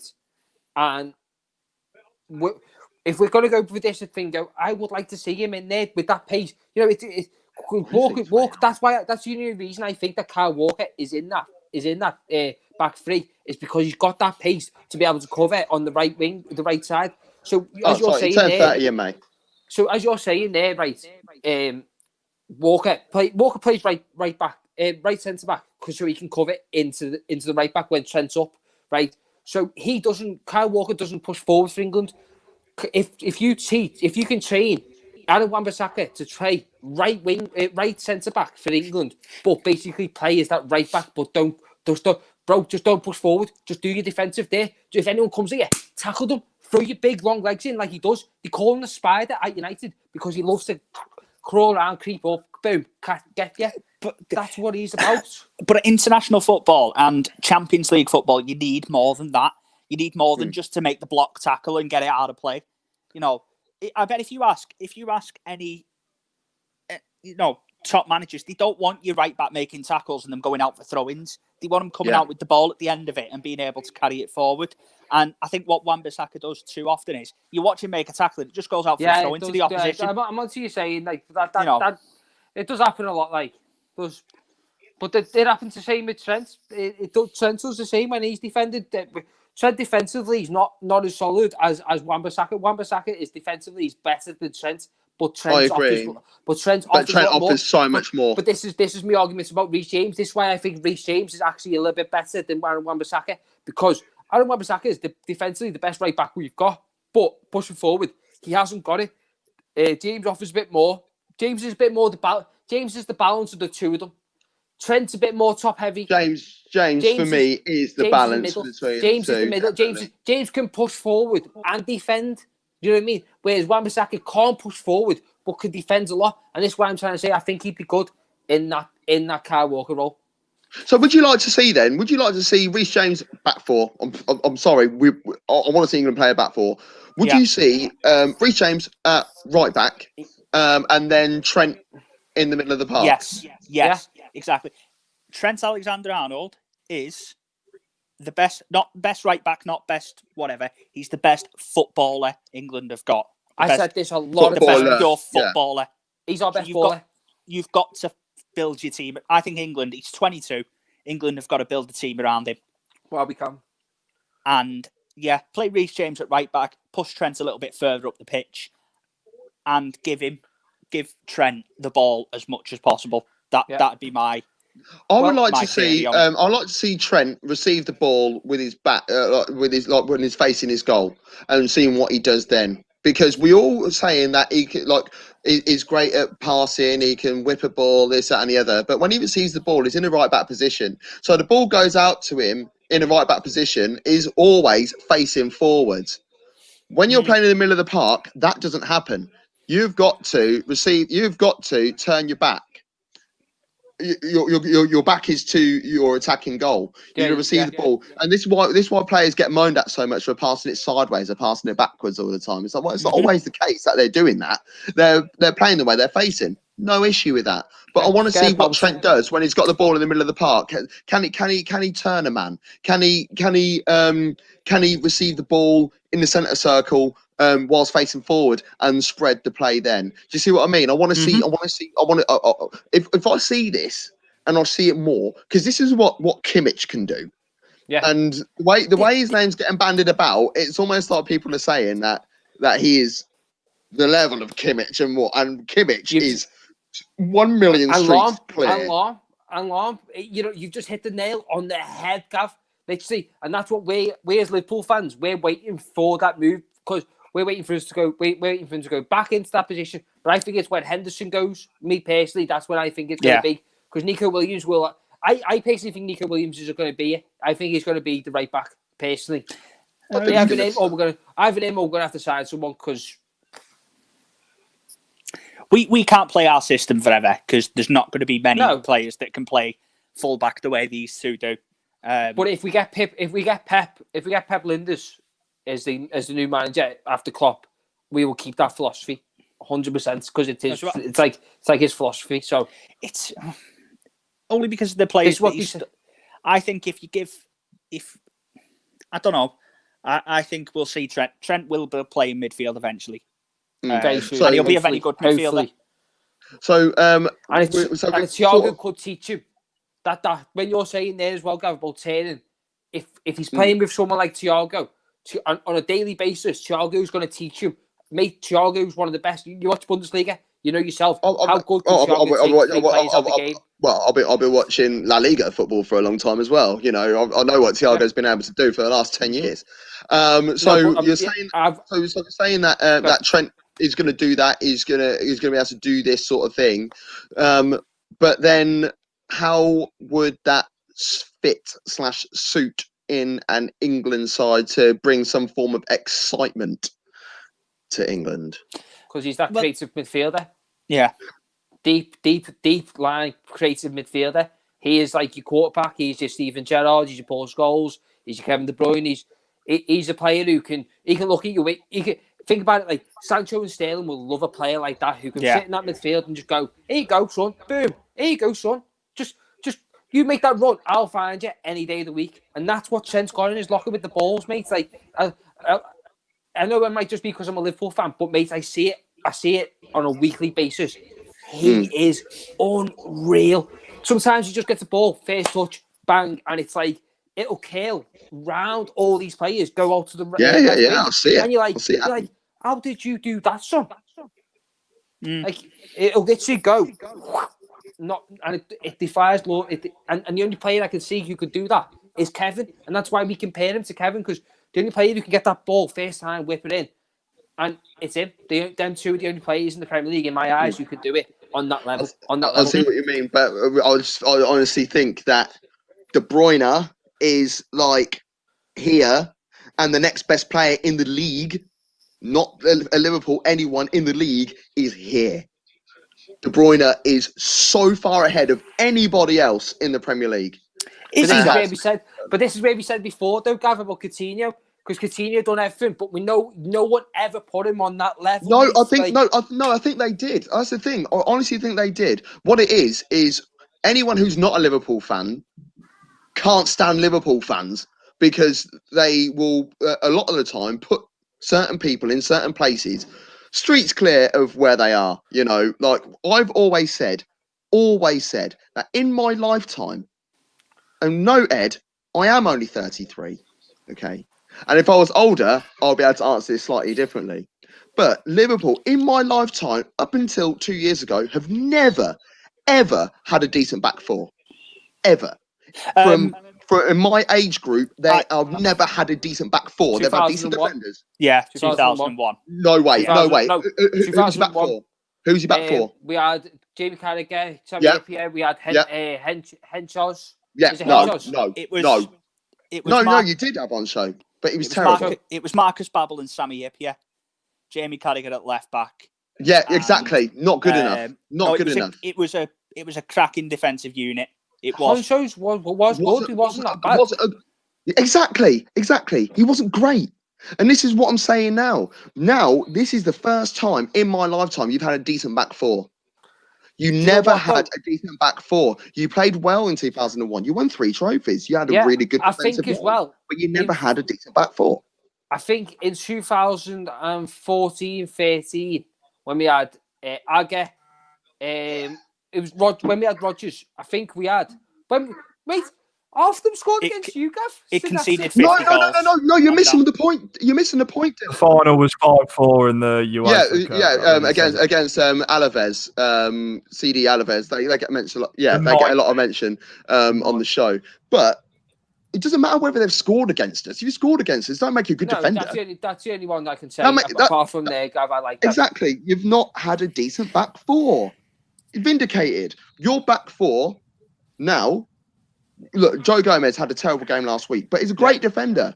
He's still young. Last season, and the season before, as soon as Van Dijk joined your defence, you finally had a decent back four. Yeah. For the first time in my lifetime. But it's very rare you find a good centre half, though, Gav. No, it's irrelevant. There's not many. But it's not though. It's not though. No, there's not many out there. It is. Arsenal have gone through Arsenal have gone through 3 levels of back fours that have worked and have been brilliant. Man United have gone through 3, 4 that have all been brilliant. Back fours that have worked, and they've all been good. You know, there's always a weak link at Liverpool, and this is the first time that there hasn't been a weak link. Yeah, I'm not going to disagree with you there, to be honest. I do disagree slightly on the 2001 Cup team because it did, although the Alaves final was a bit of an outlier. It did have some really good. It had some good defenders in it. Yeah, exactly. No, I'm not. I haven't said that your back four was terrible. What is that? You had good defenders. You had good defenders in 2001, but it was always 2. You've always, in my lifetime, you've always had 2 really good defenders, or 3 really good defenders, or 1 incredible defender. But you've never had 4. No, and to be fair, the following season, in my eyes, we've always been a striker team. A team who've always been good, had a good striker. Sorry, Jane. Yeah. That team the following season did challenge for the league.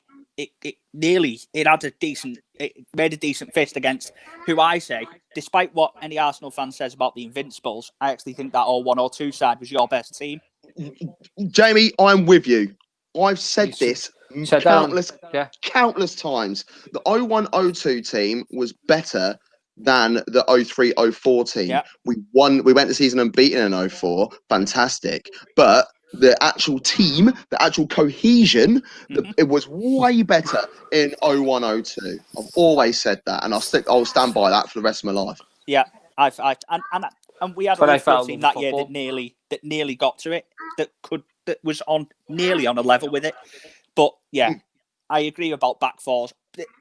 Jurgen Klopp said it for ages: attacks win your matches, defenses win your titles. Yeah, I really like that, what he said, and yeah, that's the problem United are going through at the minute. They can't find a centre half, they can't find a left back, and they're going through it. Arsenal have gone through it with, when you were playing Sebastian Squillaci at centre half. Do you know, I was so excited when we signed Squillaci as well. Oh, how sad really? Is that? I think that Mate, in the 90s. At that time, I was watching a lot of French football, so I was really happy about that. Not this ball's too hard, dude. Do you not think though, lads, in like the 90s and that low, lads, it was mainly defending was the art back in the 90s, not the way, innit? It's very rare you see it. Like compared to now, defending is not the same as a game compared to the 90s.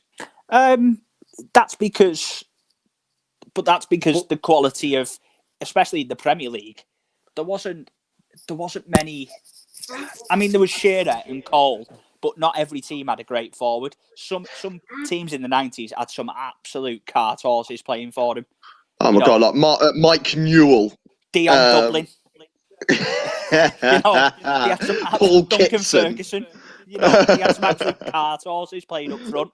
So defending was different back then. It was more backs to the wall because the centre forwards were more elbows. Like Wood and Barnes for Burnley are proper throwbacks to the 90s, the pair of him. You know, they love an elbow, the pair of him. Don't know which part. Don't know which member of the crew that is. That could be anybody right now.